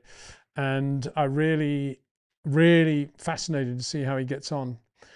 I think, you know, with Cali, it's a little bit like Kimi, isn't it? You've just got to, I just hope he's applies himself at the sort of level of sharpness and self-discipline that you have to at that level, especially Super Formula in Japan, which is so competitive. And we'll see whether he has or not. I mean, for him to make the decision to walk away from rallying to do this is a huge decision, which in itself suggests there's a massive amount of commitment and passion there. But the proof will be when they start running. So I'm definitely going to be following it, and I'll definitely keep everybody updated on what he does. And indeed what's going on in that championship in general, because it looks like a really good series. Really, well, it is a great series. Never been anything but, going right back to the Ross Cheever days. The first guy really to show the world how to do an outside pass into turn one at Suzuka, off the line and during a race. Just brilliant. Racer V5Q, isn't Norris last season dethroned Max? Quite sure that, LOL, I think you're saying, oh, you're saying, you said Max is the best out there, but then you're replying, well, you know, he beat Max last year, so he's not that bad. Oh, absolutely. Clark, Jude outperformed the Lotus race after race. Yeah. Well, Clark, I don't know what you're saying there as well, but I think that's a reply, but I think you're saying Jimmy did a better job than the actual car, race after race. Yeah, I mean, first Clark race I ever saw, 65 International 100 at Warwick Farm. He lost third gear on lap 2 and won the race. No third gear. It's a circuit where you use third about 70% of the time as well. And then there's a big chat going on, Formula 123. By that metric, Button dethroned Kimi, Lewis, Vettel, Alonso and Kubica in 09. Yeah, well, you know, 09. Yeah, that was the year of the double diffuser on the Brawns, wasn't it? Max and Charles are unbelievable drivers, true drivers in Formula 1 that take the car to extreme. Yep, 1, 2, 3, 7, 8. Max, fewer errors than Charles, I would say. Lots of questions and comments coming. Another one. No, we've done that there. That's super chat. Sorry, just going back to the top because we had a bit of a M. Hughes, this is from Max 790, said there were times this year like Monaco when Lewis said to his engineers he doesn't understand how Leclerc could be that fast. He said he couldn't do the same. Is this driver or car issue? Well, as I was saying to Cameron on Monday, you know, if Lewis is asked now, did you underestimate Charles Leclerc? I'm sure he would say, no, I never underestimated him. I mean, he's unbelievably quick, and there were certain things he was doing with the car I just couldn't get my head around, and wow, this guy's great. But I think the reality is he did underestimate him because he went to Ferrari as a 7 times world champion, having not really enjoyed his last 2 or 3 years at Mercedes, hoping that it would all kind of change, and it didn't. And that in itself says I wasn't really focused on how good Charles was and how good I was going to have to be to beat Charles. And you say, well, why do you say that? Why would he have to think about that? Well, because if he did realize how good Charles was, Lewis would have done more work on his driving over the winter of 24, 25, and he didn't. You know, he put on the long overcoat and the hat and did the picture with the F40, and he wasn't at Snetterton in the wet figuring out why his initial turn-in had changed and what he was doing with brakes against steering going into the rotation point. He wasn't doing those things. He was maybe going to the sim, and maybe he was learning about the Ferrari steering wheel, and maybe he was, I don't know, he was maybe reading a bit of Ferrari history or something. But what he wasn't doing was what he'd never had to do at any stage of his career, which is dig deep and understand why he was slower than George in certain occasions. All the information was there with George. He didn't need to go to Ferrari for that. And I think he went there thinking, yeah, in a new car, new team, I'll be more relaxed. Car will probably be pretty good. I'll be up there with Charles. That's probably what he thought. Big mistake. And yeah, Charles is fabulously quick. And now he's driving in the way Lewis used to drive. And he's doing things with the car that Lewis used to do with the Mercedes without thinking about it. And which, if Lewis was to look at that now on the telemetry compared with Valtteri, he would think, presumably, how did I do that? In the same way he's thinking, how does Charles do that now? Because the guys at that level aren't thinking about what they're doing. They just do it. Max doesn't think about it very much. He just does it. He feels the surface of the road. He knows what he wants from the front end, and he does it. That's what Lewis used to do. It's what Charles does. But actually to see it when you're in the other car now and you're taking a slightly longer braking, you're extending the brakes in a straight line, but then you're turning in much wider and making the corners longer, and you're waiting for the power to come on. Of course, when you look at Charles' telemetry, you're going to think, that's very different to what I'm doing. How's he doing that? That's how Lewis's telemetry would have looked alongside Valtteri at Mercedes. And I've said before, the only way Lewis, I think, is going to get it back, well, two things. One, if the Ferrari is unbelievably good relative to its opposition, with an incredible front end, unbelievable downforce at the rear, totally predictable, fabulous on tyre management, then I think Lewis by default will kind of go back to how he used to drive, and he'll be the Lewis that he was. But I think now it's gone on so long that unless he does go back to Snetterton in the wet or Bruntingthorpe or wherever it is, and he works on these very specific things on his driving over a very systematic period of time, and it's got to be in a road car, and it's got to be in a manual transmission road car in which he can really magnify all the errors he's been making. Unless he does that, Charles is always going to have him if the car's not brilliant. Lots of chat going on about Kimi. Now, Kimi Raikkonen, that is, only champion once. No one considered Kimi a superstar. Or Max is. Well, I think you'll find a lot of people did consider Kimi a superstar at his time, at his peak at McLaren.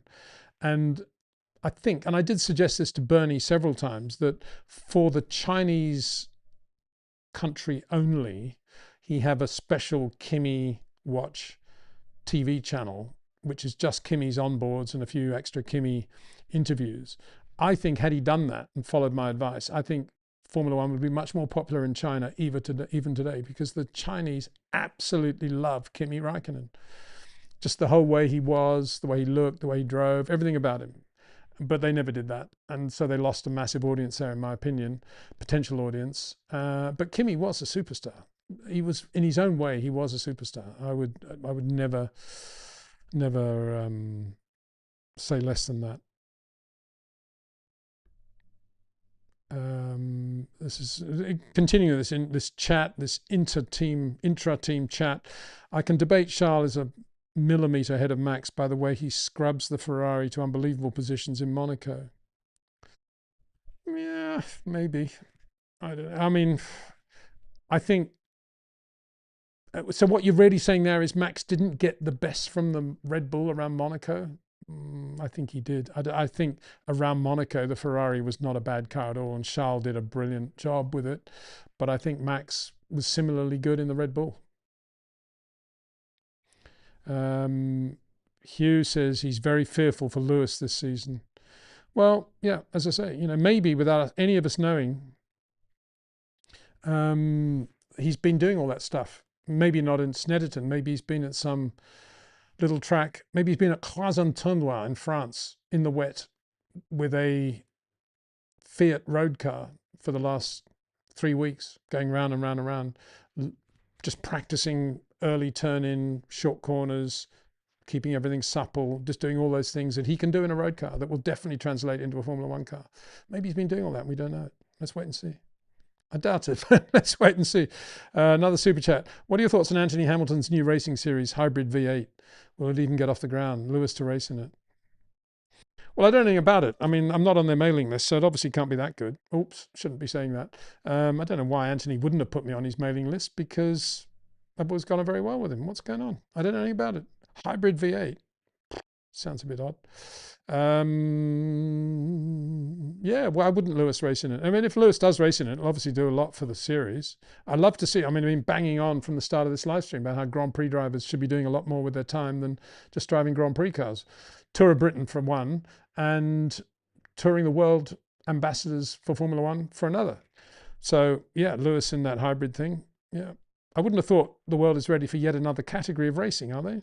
Why doesn't somebody just say, right, what we need is what Peter Windsor has been talking about all these years. We need a B Division World Championship for all the young guys that aren't in Formula One. It needs to be in the previous era Grand Prix cars, supported by the teams technically in terms of spares and parts. And it needs to be at racetracks and countries that are not currently on the World Championship calendar, but do eventually want to be part of Formula One. And it's to give lots of locals in those countries opportunities to race as well, and has separate TV rights, separate commercial rights, and it's a separate championship in its own right, but it's owned by Liberty. Why don't they do that? That's what we need. We need another World Championship just below Formula One for all these young guys. There's no testing anymore. And there's lots of countries that want to be in Formula One and either can't afford it, don't have the government backing, and let's help those to achieve that. We don't need more feeder junior formula, in my opinion. Retro Gamer. Take a listen to the WEC engine starting up in the pits. Electric starts to roaring engines. Formula One needs this. Okay. Yep. Well, that's another thing. If Formula One engines don't sound too good and the WEC engines sound great, just as Formula One's paranoid about top speeds and the cars looking to be as quick as they should be in their own minds, they, in theory, will be worried about the sound of them as well. Bit late for all that. They shouldn't really have gone to hybrid engines in the first place, but, you know, let's assume that they can still make some changes. James L. Hi Peter, Aston Martin have to be a dark horse this season. Your thoughts? Yeah, I've been talking about that. I think not only that, I think Fernando definitely win races and potentially a championship. So yeah, don't cut out. I mean, is Adrian Newey for the first time since, somebody said, when was the last time Adrian designed a bad car? And I'm just trying to think. You can argue that the 94 Williams first half of the year was not very good, the Eton car. But he does acknowledge that he made somebody made a mistake in some aero deflector positioning at the back of the car, and it had a lot of flick oversteer, I think, that it shouldn't have had, and he acknowledges that. But then very quickly, when they got that right in the hands of Damon, etc., it became a very quick car, didn't it? So that was one. What else? What other bad cars has Adrian designed? You know, from the Leighton House through to Williams, all the McLarens, they're all good cars. So yes, Adrian is capable of, I suppose, of designing a bad car, having a bad car in 26. But why? He's had enough time to build it and design it throughout the last year. So I think it will be a good car. Why wouldn't it be? And he's got Andy Cowell, Honda engines working for him. The whole thing's pretty overpowering, really. Unbelievably impressive. No more chat going on about Kimi now between Racer and Formula. You never watch Kimi in 05. Prime Kimi, you can debate, is faster than Lewis and Alonso, but he's just somewhere who drives the car and has zero knowledge about politics, and that failed him. Well, did it fail him? I think if you would sit on Kimi's veranda now in Zug, wherever he lives in Switzerland over the lake, and watch the sun going down, do you think Kimi's thinking, oh, I failed in Formula One, this is what failed me? I think you'd think, wow, I'm so lucky to have a great Formula One career. Glad I'm out of that now and I can focus on some other stuff. But yeah, I had a great time and everything went as well as it could have gone. I think that's what he would say. I don't think it failed him. I think it wasn't the politics that failed him, actually. If you want to talk about anything that failed him, it was just his own personal physical discipline. And again, I've said a few times, I'm not going to go into details on that, but I think Kimi was at his peak in, as you say, about 05. And then by the time he was winning races and championship at Ferrari in 07, quite luckily, but he did win it, deservedly so from Kimi's point of view, but 07 was a funny year in terms of how good Lewis was out of the box, and Fernando was very quick as well. And anyway, they took points, and so it went on. Kimi in 07 was not as quick as he was in 05, but still capable of winning a championship. So pretty good. And he was enjoying his life a lot by then. Zin Asfar, how would you describe Nico Hülkenberg's career so far? Why, in your opinion, was he never considered for second Red Bull seat? How highly do you rate him? Is he in the Science Junior bracket? I think he's certainly under-delivered. I think he's very talented these days. Obviously, he's very experienced, very professional, classy driver. And good luck to Audi for having him on board, because he's a perfect guy probably for them. He's still very hungry, but quite capable of being super quick and very good, for a young guy like Bortoleto to learn from as well. So yeah, I think he's shown a lot of resilience at a time. I've got a video out now, I think, one of the ones I've just made public. I don't know where it is, whether it's on community or whether it's on the channel, but look at it. It's an interview with Nico 2 years after, or the year after he won the pole for Williams in Brazil. And he didn't race the following year. He was a test driver for Force India. And I say to him in that interview, how's that year been? And he says, well, basically the first 3 or 4 months were really, really tough. To go from getting a pole and then not racing was crazy. But he's got great strength of character to have done that, to have got through that period of getting a pole and then not racing, and self-belief, self-discipline. If he finds himself in a long-term Audi deal now, which takes him into retirement, then good luck to him. And I hope that's what happens. I've got a lot of time for Nico Hülkenberg. And in answer to your question, if he was at Williams now, would he be doing the same job as Carlos? I don't think he's as quick as Carlos now. And Carlos has got a flair about him that Nico probably would struggle to match. Indeed, I think he struggles to match Bortoleto sometimes. So I wouldn't put him in Carlos's class. But I wouldn't have said he was that far from, probably as good, if not better than Albon now. I think certainly Albon's driving, I think, went downhill a bit when he was a bit shocked by what Carlos is doing second half of the year. And Nico, I think, has just got better and better. British Grand Prix was amazing, wasn't it?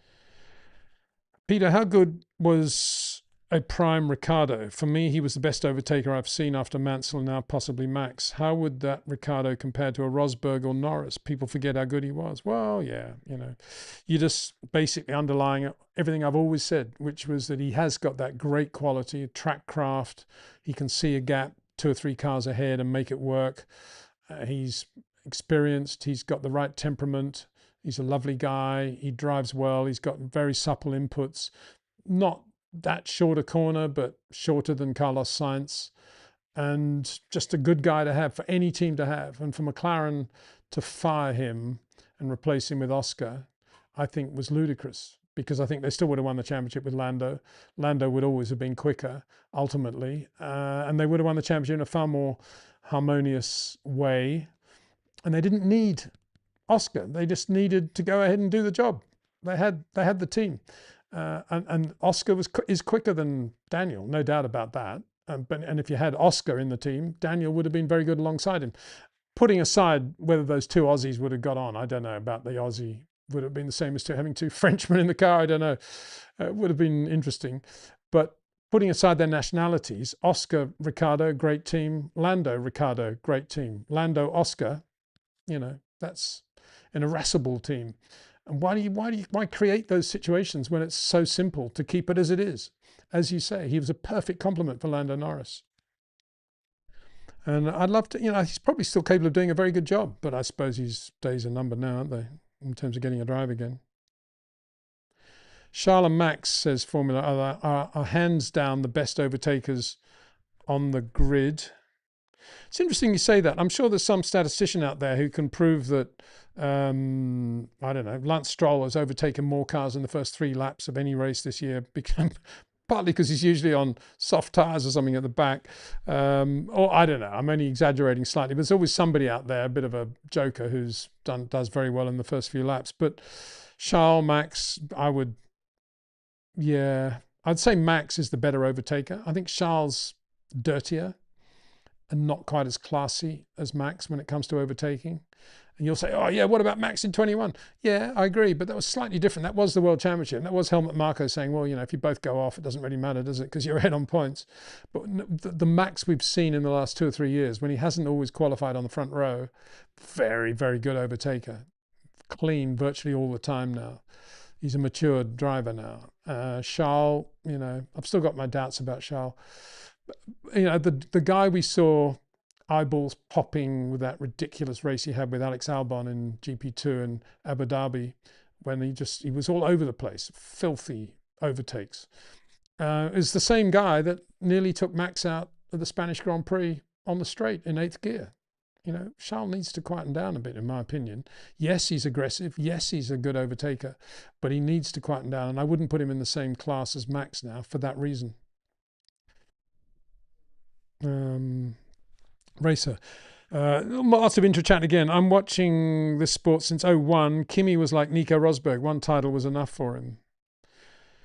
Yeah, it's slightly different. I mean, Nico, I don't think was any slower in, was it 16, than he had been in 15, whereas Kimi was. Kimi knew he was getting slower, and he knew that it was getting harder to do what he had to do. I don't think Nico felt that. He just felt, beating Lewis Hamilton doesn't get any better than that. It's like a hole-in-one in golf, you know, walk off the course once you've done it. And I've beaten Lewis in the same car, same team. Yeah, how am I going to beat that time to stop? Difference, I think. Peter, Carlos Sainz has revealed that his father wanted him to join Audi and not Williams. He said his father believed Audi was a better option for the long term. I seem to remember you saying similar. Well, absolutely. I've been saying that from day one. I still say it. I don't understand why he didn't. And yeah, I did speak to Carlos Sr. a few times. We do talk quite a lot and we'll communicate, WhatsApp. And I think he was in agreement, 100%.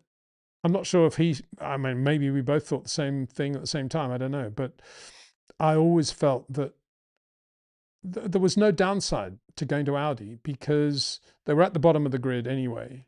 So they can only get better, which is the truth, because now they've got guys like Jonathan Wheatley there.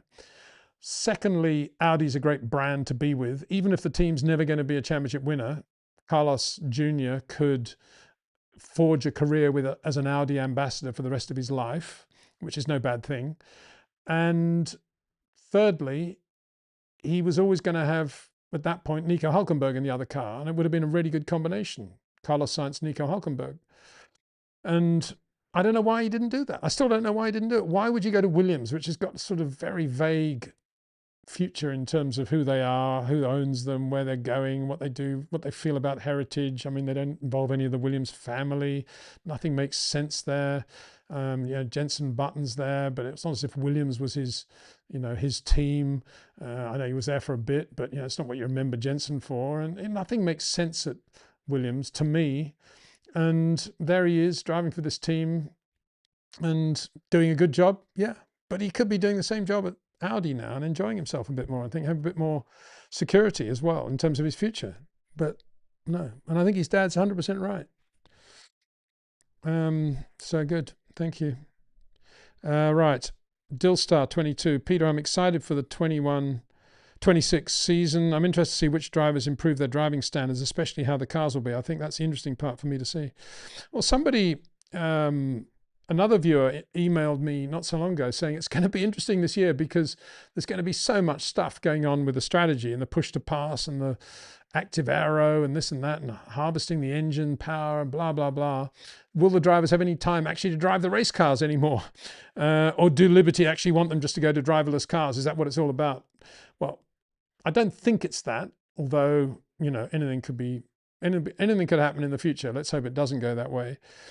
But it's quite a good point, isn't it? If there's so much stuff that you've got to think about in the race, What does it mean for guys like Max Verstappen? Well, it means, of course, a big advantage for him because he drives the car so well and he's so harmonious with the car and everything he does is so correct that he actually has, without even thinking about it, he actually has more mental capacity to be able to think about strategy and power harvesting and time management and active aero and push to pass. He's got a big capacity for that purely because everything is so instinctual, instinctive. Instinctual actually is another word. I didn't think it was an English word, but it is. Instinctual is more long-term overall, whereas instinctive is more immediate reaction. I didn't know that. I had to look that up yesterday. Anyway, in Max's case, I think it's more instinctive.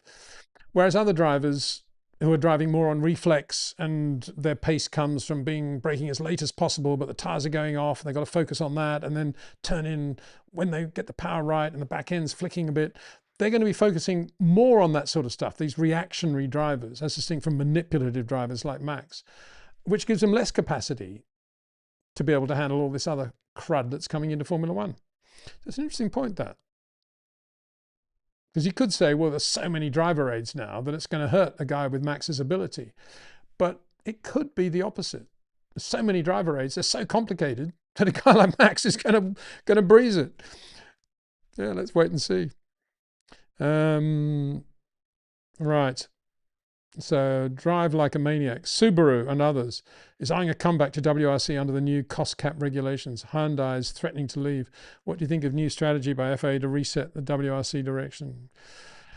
I don't know. I quite like WRC as it is now. Why do they want to keep changing it all the time? It's good, you know, you don't need so many cars in rallying for it to be healthy, in my opinion, because as it is, you know, if you're watching Ogier, for example, on a stage, you don't get to see all of Ogier because there's so many other cars starting and they keep cutting to all the 3 or 4 cars that are on the stage. If they have even more cars, you've got 7 or 8 cars all of interest. It's going to be very difficult to sort of keep on top of what's going on. Rallying's a very different sport. You don't see all the cars together competing against one another. It's against the clock. So I think, and given how good the television is now for rallying with the onboards and the drones, it's very different from how it used to be and all the problems rallying used to have of TV production. It's now almost tailor-made for television. Why faff around with it and worry about, are things right? All you want is a really quick car that looks spectacular. That's exactly what we've got right now. Those Rally 1 cars are just mind-blowingly quick. And I love watching the onboards and I love watching them sideways and the things they can do with them. I just wish they wouldn't change anything all the time. That's my view. And I know I'm probably a lost voice because a lot of people will say, oh, we got to embrace the hybrid this and we got to do that and cost cap. Well, as long as you've got 2 or 3 quick drivers in cars, that's all you need, in my opinion. You know, if I went up to Monte Carlo now, I don't think I'll be able to, but if I did go to the rally, I'd be going for 2 reasons. 1, to watch Ollie Solberg in the Toyota, and 2, to see how Hayden Paddon gets on in the 3rd Hyundai. I think he's driving in Monte Carlo. He's testing anyway. I'd love to see that. And that's just 2 things. I don't want to see lots of different cars and competition and this and that. That's all I want to see. So relax. Everybody needs to relax in motorsport. They're always so obsessed with more cars, more money, got to make it bigger, bigger audience. And I've been listening to a few golf podcasts recently, and they're going to reduce the number of golf tournaments in the year because great tournaments like Kapalua in Hawaii, and this year it's not being held because of drought, I know that, but they're now saying, well, probably won't do it again because it's very expensive getting all the stuff out there and everybody's a bit rusty. I mean, and only 600,000 people watched it on television last year, and we've got to worry about the NFL and the playoffs. Forget about it. Just do what feels right and is right for the sport. What is pleasurable? And one of the great things in golf is seeing Kapalua on TV, the Pacific Ocean, the beautiful golf course. It's the same in rallying. You know, we've got it. We've got the Monte Carlo rally. We've got the Safari still. We've got Portugal. We've got Sweden. We've got Finland. They're all there. You know, that's a great thing for rallying. Let's just basically not touch too much of it and worry about manufacturers and just keep going. I mean, if rallying dissolves into Rally 2 tomorrow, I won't mind at all. Still really good to watch it. They're still very spectacular. You know, all this stuff about manufacturers having to be involved, I don't get it. I really don't get it. I've never believed it to be the case. I always think you want proper teams competing not big manufacturers in any. I don't think and I'm only echoing what Eddie Jordan always used to say. You know, big manufacturers are not what Formula One is all about. It's all about race teams, and he's right. Nigel, lost all his assets due to his passion of racing, and everyone doubted he was stupid. But luckily, he pulled out of a mega season '92 thanks to active arrow from Williams. Not sure what all that is about. Didn't lose any of his assets, and he just kept going. But I think you're being complimentary there. It's a bit difficult to tell actually with that point. I think I'm sorry about that, but yes, he had a big advantage in '92. Yes, he wrung the absolute 100% maximum from that car, and I don't think any other driver on the planet, apart from Ayrton, would have done that. So, yeah, I mean, yes, it was a quick car, but did he drive any better in '92 than he did in, I don't know, '83, '85? No, he was the same driver, just had a decent car. Nigel made his debut in 1980, Austrian Grand Prix, first full season, 81, 82, 83, 84, most of 85, let's call that 5 years. Uncompetitive car, a great Grand Prix driver. And that's Formula One's shame, not Nigel's. You know, Formula One should have realized how good he was long before they gave him a real opportunity. So, okay, let's go on. Peroni 28. There you go. Interesting. Peroni fan. Peter, what's the take on Ferrari for 26? TBH Ferrari have never adapted well to big rule changes. It's funny, isn't it? People are coming up with all these stats saying, oh, Honda have never done a very good engine out of the box on a new regulation. It's not something I've ever been aware of or necessarily think is true, actually. I think certainly the last iteration of Honda at McLaren was terrible, but that was because it was just badly managed. And as soon as Adrian got hold of it and moved it up to Milton Keynes and reincorporated it into Red Bull powertrain, it became a fabulous engine. And if you think about Honda in 1980 coming in with the V6 2-litre Formula 2 engine, took them about half a season to get the engine right. And then 81, they made the mistake of going with Spirit, I think. But as soon as they put the engine in a Williams, took Williams about 4 races to get it right. So I don't go buy all that Honda stuff, actually, and nor do I buy that Ferrari not very good at big changes. I mean, 1960 to 61, I mean, Ferrari absolutely blitzed the first year of the 1.5 litre championship in 61. So not sure I get that. I mean, if Ferrari got problems, that's for sure. And they don't have the building blocks that, say, McLaren have in terms of the next car, this worked, that didn't work. But the regulations are pretty different up and down the car now.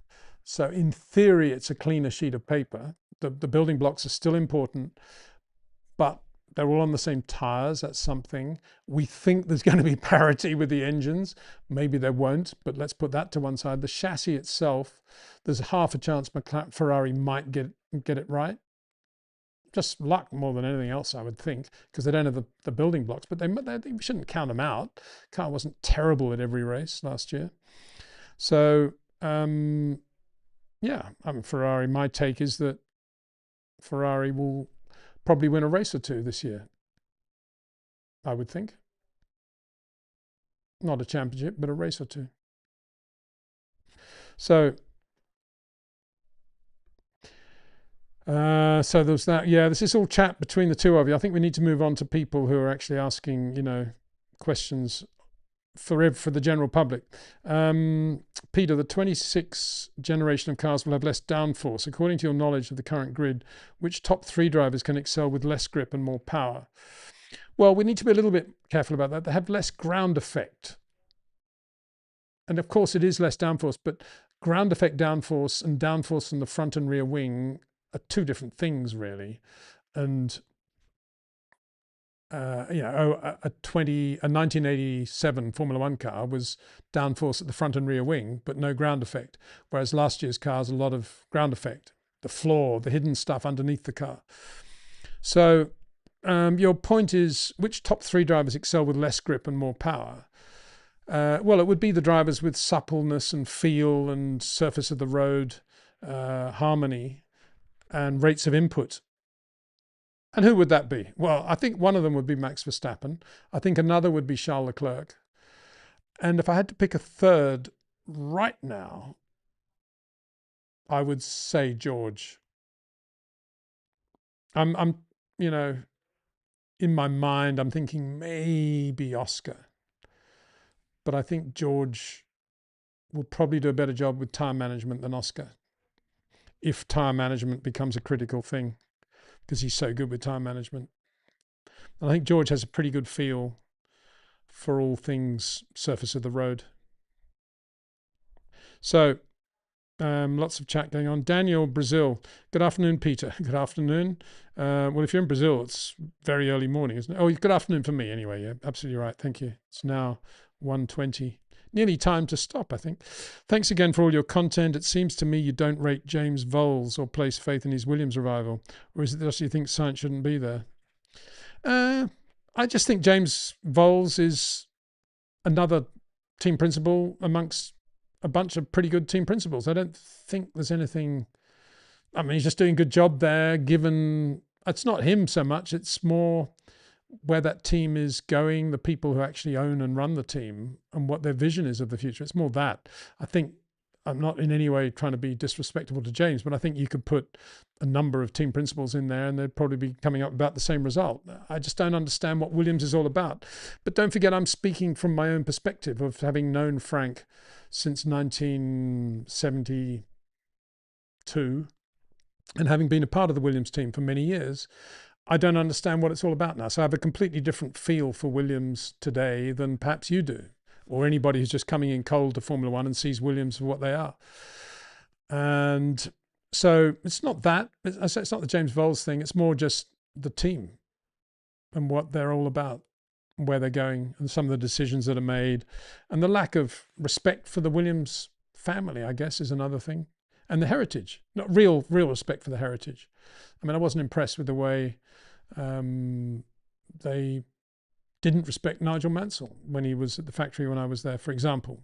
You know, I thought that was ridiculous. And the lack of use of Nigel properly. I know he's done some Goodwood stuff, but it's all been a bit edgy and a bit half-hearted. Anyway, that's what I feel there. I think James Voles, obviously, on the pit wall at Mercedes, outstandingly good. Or just you don't think science shouldn't be there? Well, I think science should be at Ferrari. I've always said that, and Ferrari should never have made the mistake of getting rid of him any more than they should have got rid of Daniel Ricciardo at McLaren. And I think having done that, Carlos should have gone to Audi. And I think he would have had a better year in 26, probably even better year in 25. And I think he'd be looking forward to 26 in a very positive way if he was there, in the way Nico Hülkenberg's looking forward to life now. But he isn't. He chose to go to Williams. And I'm still confused as to why he would have done that. He'd probably say, well, where else is he going to go? Well, he could have gone to Audi. And, you know, you don't go to a team just because at that moment it happens to be quicker. You have to take a reasonable view. When you're taking a big hit in your career and you're being let go by Ferrari, you've got to make sure the next move is absolutely right and sets you up for the rest of your racing life. And I just think he would have had a lot more racing future now at Audi than he will at Williams.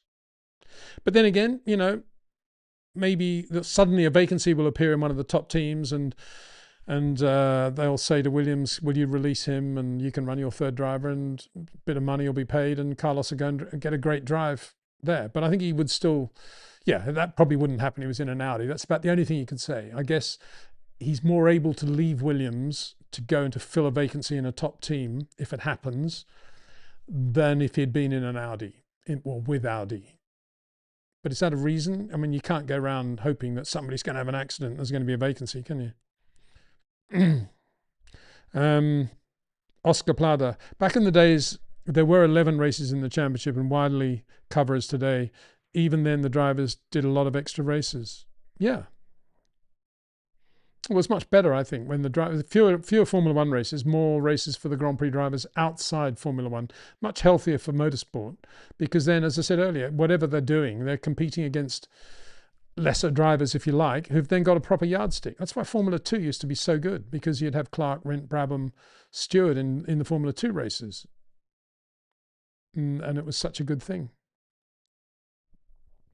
Some super chats coming in, new ones. Any funny Alex Diaz Ribeiro story? Lovely live stream as usual. This is from Paulo Suzia. Thank you very much. Well, always had a lot of time for Alex Diaz Ribeiro, and I always respected his Jesus Saves logos on the car. And I have to say, it's not a funny story at all, but the first time I ever opened a copy of the new, I think it's the New English Bible, anyway, it's written in modern English, was when Alex Diaz Ribeiro told me to go and buy one. And I did. I just thought, wow, I will. Mega quick March Formula 2 driver, Formula 3 driver he was then. I will do what you tell me. And it was, you know, it was beautifully, that's a beautiful Bible if you haven't read it. And I always respected Alex for being out there and doing what he wanted to do and what he believes in. Great guy. Great guy. I haven't seen him for years, but I wish him very, very well. I'm trying to think of funny stories with him. Not really. I mean, he was a bit accident prone, wasn't he, from memory? Quite a lot of things happened to him. But he always had a smile on his face, I guess, which probably annoyed everybody else. Well, you know, it's not fair. We're not racing just Alex. He's got somebody else with him as well. It was that sort of thing, you know. No, the same super chat coming up. So, yeah, good bloke. I also was a bit incongruous that he was with March, actually, for so long. It was a team less spiritual than March. I couldn't think of one. Anyway. So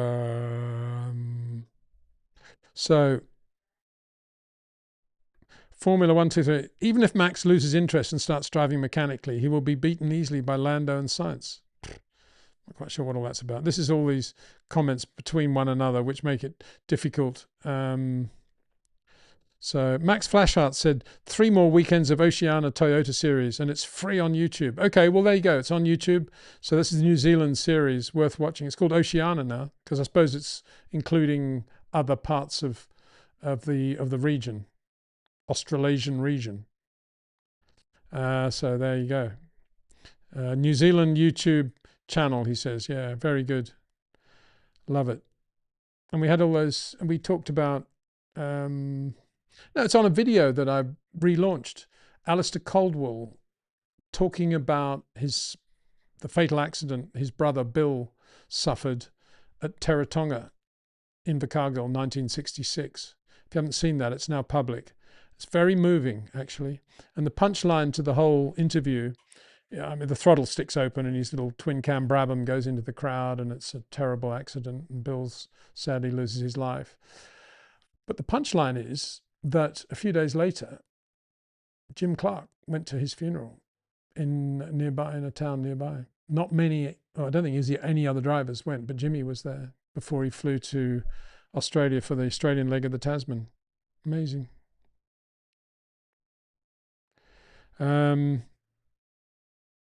Okay. Max Flashlight says Callie from WRC is in New Zealand and racing in the Oceania series currently. Oh, I didn't know that. So thank you very much. I'm going to have to read that straight away and have a look and see how he's going. Very good thing. That shows that Callie is totally into it. That's what he should be doing. Mega. I can't wait. I can't wait for this live stream to end to go and see what's been going on there. Thank you very much for that. So much going on. It's hard to keep up with everything, isn't it? I mean, I've subscribed to a really good news feed now from Japanese Super Formula, but you think on that news feed, they would have said, oh, by the way, Callie's racing in the New Zealand Oceania. Another super chat here, I think. No question. This is from Bahabish Shayarachandra. No question. Look forward to the season with your insights. Enjoyed your short stream with Cameron on the whole Checo comments. Yeah. Checo saying, still going on about how if he'd had a better car at Red Bull, he would have beaten Max or been world champion or something ridiculous. That guy just only took a reality check and focused on what he's very good at doing, which is he's really good on exits of corners, and just sharpened up a little bit his entries and tried to be a little bit better, bearing in mind he's not going to change that much now at this age, then he'd be very good. But if he goes around thinking he could have beaten Max at Red Bull if Red Bull had favoured him, he's never going to go anywhere. Formula says, I've read that Ascari was an elegant driver, whereas Fangio was an aggressive one. I think Farina was the aggressive one that they always used to fear, being anywhere near Farina. You know, if there was a stone or a brick by the side of the road, stand back. Fangio, aggressive? Yeah, I think he was always on the limit, going flat out, but I wouldn't have said he was dirty. And not aggressive in terms of traffic anyway, and track craft. Ascari, elegant? Yeah, definitely elegant. As I say, Dennis Jenkinson, who's arguably the best ever British journalist of all time, always maintained that Ascari was quicker than Fangio.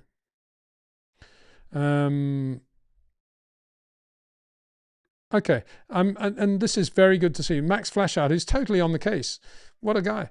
Liam Lawson raised 50k for breast cancer at Hampton Downs doing hot laps last weekend. Good for him. That's exactly what should be going on. So Hampton Downs is in New Zealand. There's this series going on, Oceania Racing. Liam Lawson's there and he does hot laps and raises 50k for cancer. Isn't that a brilliant thing? I'd love to see a lot more of that going on. Good on you, Liam. Congratulations for that. Sarah says, hi, you all. I'm a bit late to the party. Nonetheless, welcome, Sarah. Thanks for joining us. So again, this is, I don't know, maybe apropos something I just said. Formula 1, 2, you need to see beneath the surface. Red Bull is a well-oiled machine which only gives cars to Perez just because of its, which only gives cars to Perez just because it is mandated to. The entire machinery is built around Max. Well, yeah, but as I said with Cameron, if they said to Perez, okay, what car do you want? How do you want your car to be? And Perez said, well, I want really good front end, really good traction, really good in the wet, really good braking, really good balance, no flick oversteer, really good on time management. And they said, okay, we'll do that. And they go away and they build the car. I'll tell you what, Max will still be quicker than Perez in that car. So I don't understand that argument at all. So much chat going on between you. That's fine. I don't mind it at all, but I'm just going to highlight the ones of more relevant to us as a communal global group. This is from Wild Goose Media. That's a good name.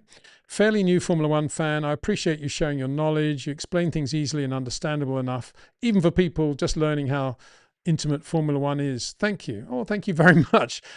I'm not sure that's true, but anyway, it's very kind of you to say so. Another one. F. Augusto, 1983. Hello, Peter. I was listening to Jacques Villeneuve yesterday talking about Hamilton and was quite shocked, to be honest. It was all negative and quite frankly, hate almost. Do you have any thoughts? Only that Jacques is pretty much, you know, he's a bit like that. He's black and white, Jacques, and he's quite a difficult guy, a lovely guy in some respects. I've had some wonderful moments with him, but very difficult in other moments. And, you know, if you think about the time when he was with Craig Pollock at winning his championship at Williams, he was impossible to interview, impossible to talk to in a normal way even. Everything was, you know, chip on the shoulder stuff. And then he sort of blindly left Williams and did the whole BAR thing for money, and that didn't work. And then he fell out with Craig, and I don't know. He's just a difficult guy. And I can remember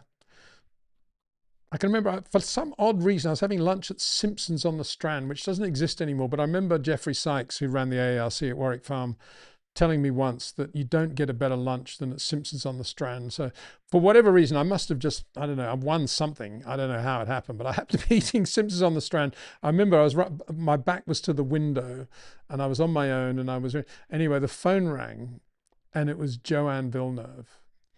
And she was basically saying, who I knew obviously through Gilles for many years, she was basically saying, Peter, can you please try and talk to Jacques? He's completely out of control, and we just, you know, he just needs to listen to somebody who hopefully understands what he's talking about with racing.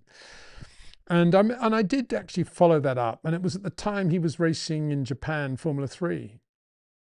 And he seemed okay, but he was kind of still quite difficult to talk to, not really listening to anything. And so I didn't really pursue it because it was quite a difficult conversation with him.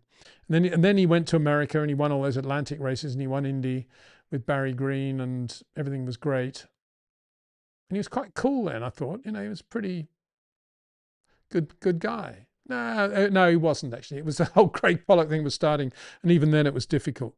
I remember going to try to meet Jacques in the paddock at Long Beach. I hadn't seen him really since the days of Gilles, his dad. And I went to the paddock, the Formula Atlantic paddock at Long Beach, which is a long way from the IndyCar paddock. And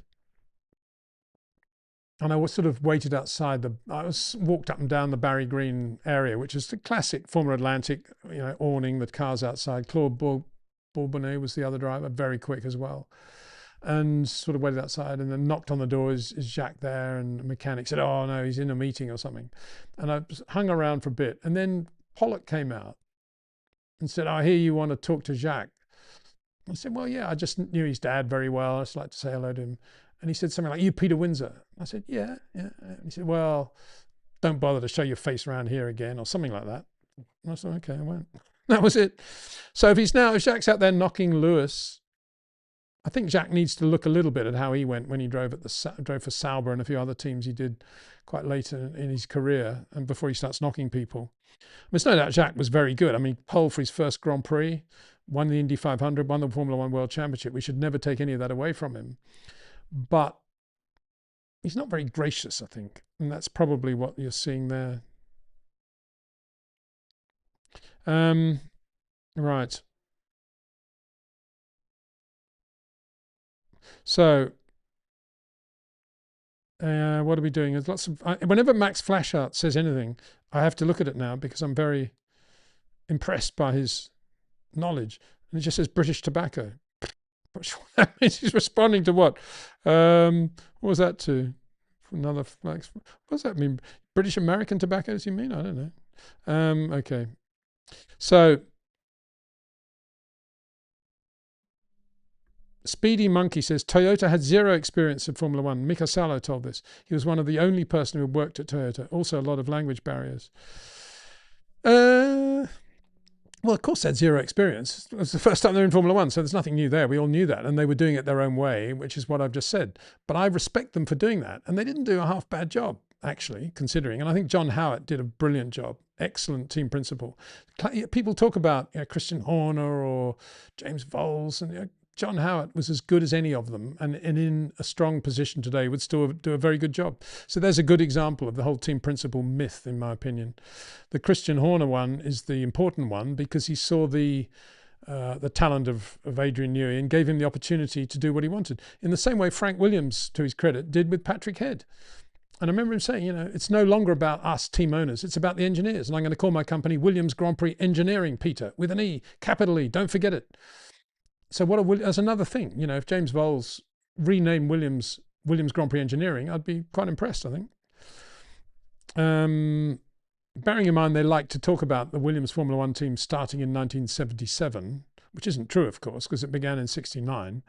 But in 77, it's when Frank did reboot, and he did put the engineering word in there. But if they want to start it from 77 and celebrate the big anniversary next year, why don't they call themselves the engineering name again? Formula, he says, I'm sure Christian Horner is one day finally going to enter Formula One with Audi, buying like a controlling stake in the team. Not over Jonathan Wheatley's dead body, I would say. That's all I can say. So where are we going? DBY90. Hey, Peter, I see Jack Doohan has ended association with Alpine. Do you think we'll see him back in Formula One? Time cut short. I would hope so. I think he's a good guy, a lot of talent. Mickey's dad is a brilliant guy, obviously, massive talent. Didn't do Mick any good that last test in Japan when he went off 3 times, I think, at the same corner. Degner, 2 in the Super Formula test. But I don't know what happened there. He wasn't allowed to say anything, and I've resisted picking up the phone because I know it's obviously a delicate time right now, but we need to find out what the prospects are. But for me, he's a talent. And I think he was treated very, very badly and very poorly by Alpine, by Flavio Briatore, probably more specifically. William Petu. Hi, Peter. What is your view on Scuderia Ferrari this year? Do you have regards to their PU and where do you expect them to be in the competing order? I think their PU will be all right for the reasons we've been talking about recently, which is that I don't believe if there's one power unit that's lagging behind all the others, I don't believe the FIA will and stroke liberty will allow that to happen for too long. I think they will come up with a parity thing where they'll try and make sure the PUs are all relatively equal. That's why there's so much discussion at the moment about the Mercedes and Red Bull, Ford apparent, loopholes they found in the regulations to give them a bit more power in the compression ratio. And if that's the case, and they do even things out with a parity change, then I've expressed my opinion. I think that's a terrible thing for the sport, terrible for the purity of the sport, but it's inevitable given the fact that the sport's very driven commercially by a huge commercial rights holder. It wouldn't happen if we didn't have a commercial rights holder in Formula One. It wouldn't happen if Formula One was still run by the teams and the FIA. So anyway, I think I've been going for quite a long time now, and you guys are probably all as much in need of a break as I am. So let's finish with one. Well, somebody who hasn't asked a question we haven't focused on. This is where Abu Dhabi. Sorry for the pronunciation. Hi, Peter. Great show as always. Thank you very much. What's with this pathetic testing behind closed doors business? We want to see the technical challenges and how the teams overcome them. That'd make great TV. Well, I couldn't agree with you more. And I expressed that in the Cameron thing on Monday, that testing is a real opportunity for Formula One to show itself to the fans in a different way. There's a lot more downtime in testing because mods are being made to the cars. Drivers are standing around with their drink bottles and behind closed doors in their motorhomes, presumably playing computer games or on the phone or something. That's when they could be on a big stage doing lots of really good interviews in front of 50,000 fans. And beyond that, Formula One loves to pride itself on being the pinnacle of automotive technology. And so we want some sort of explanation of what's going on technically. We got a whole new Formula One now. Why don't we explain it to the fans during the tests? What's going on? Why are they all so paranoid about giving away information? They all know what one another are doing within a millisecond of hitting the pit lane. So why not talk about it to the fans? Why exclude the fans from all that? None of it makes sense for me. The one and only time they're testing in Europe, it should be fully open. They should have 50,000 people at Barcelona. They should have big grandstands available. They should have huge screens, interviews, platform, fan zone. The whole thing should be there. And it should be the same in Bahrain.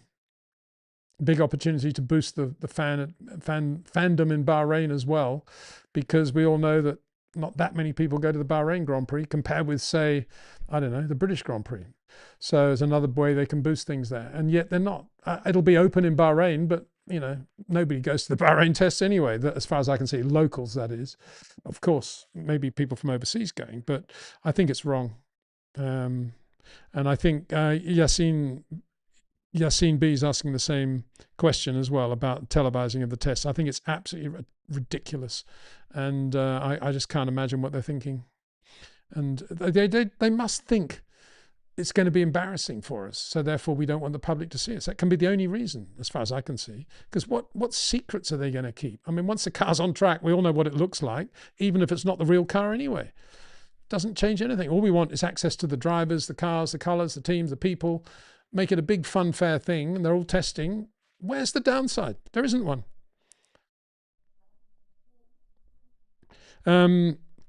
Formula One, I don't know. You've been in a lot of chats, into friend chats. I don't know, but I don't support Frank personally due to how dirty he was with Senna. But that is my personal viewpoint. What do you mean dirty with Senna? Frank absolutely was devoted to Ayrton Senna and the Senna family to Frank.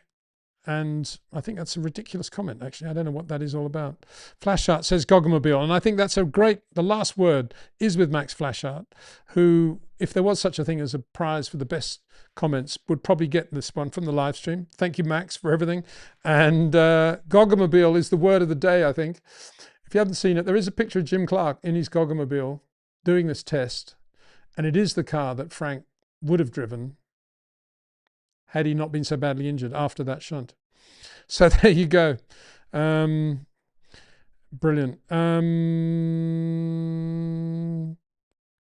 Denise Summer Rock.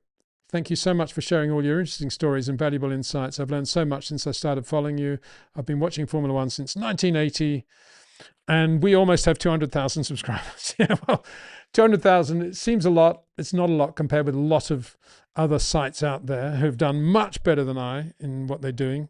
Although I have to say, in my defense, most of the sites that are bigger than mine tend to use illegal Formula One footage, which eventually will get closed down and or annoy the Formula One people. So I try to be absolutely legal in terms of not using any footage that I'm not entitled to use. And that includes screen grabs from the TV, which is also illegal. You shouldn't be doing it.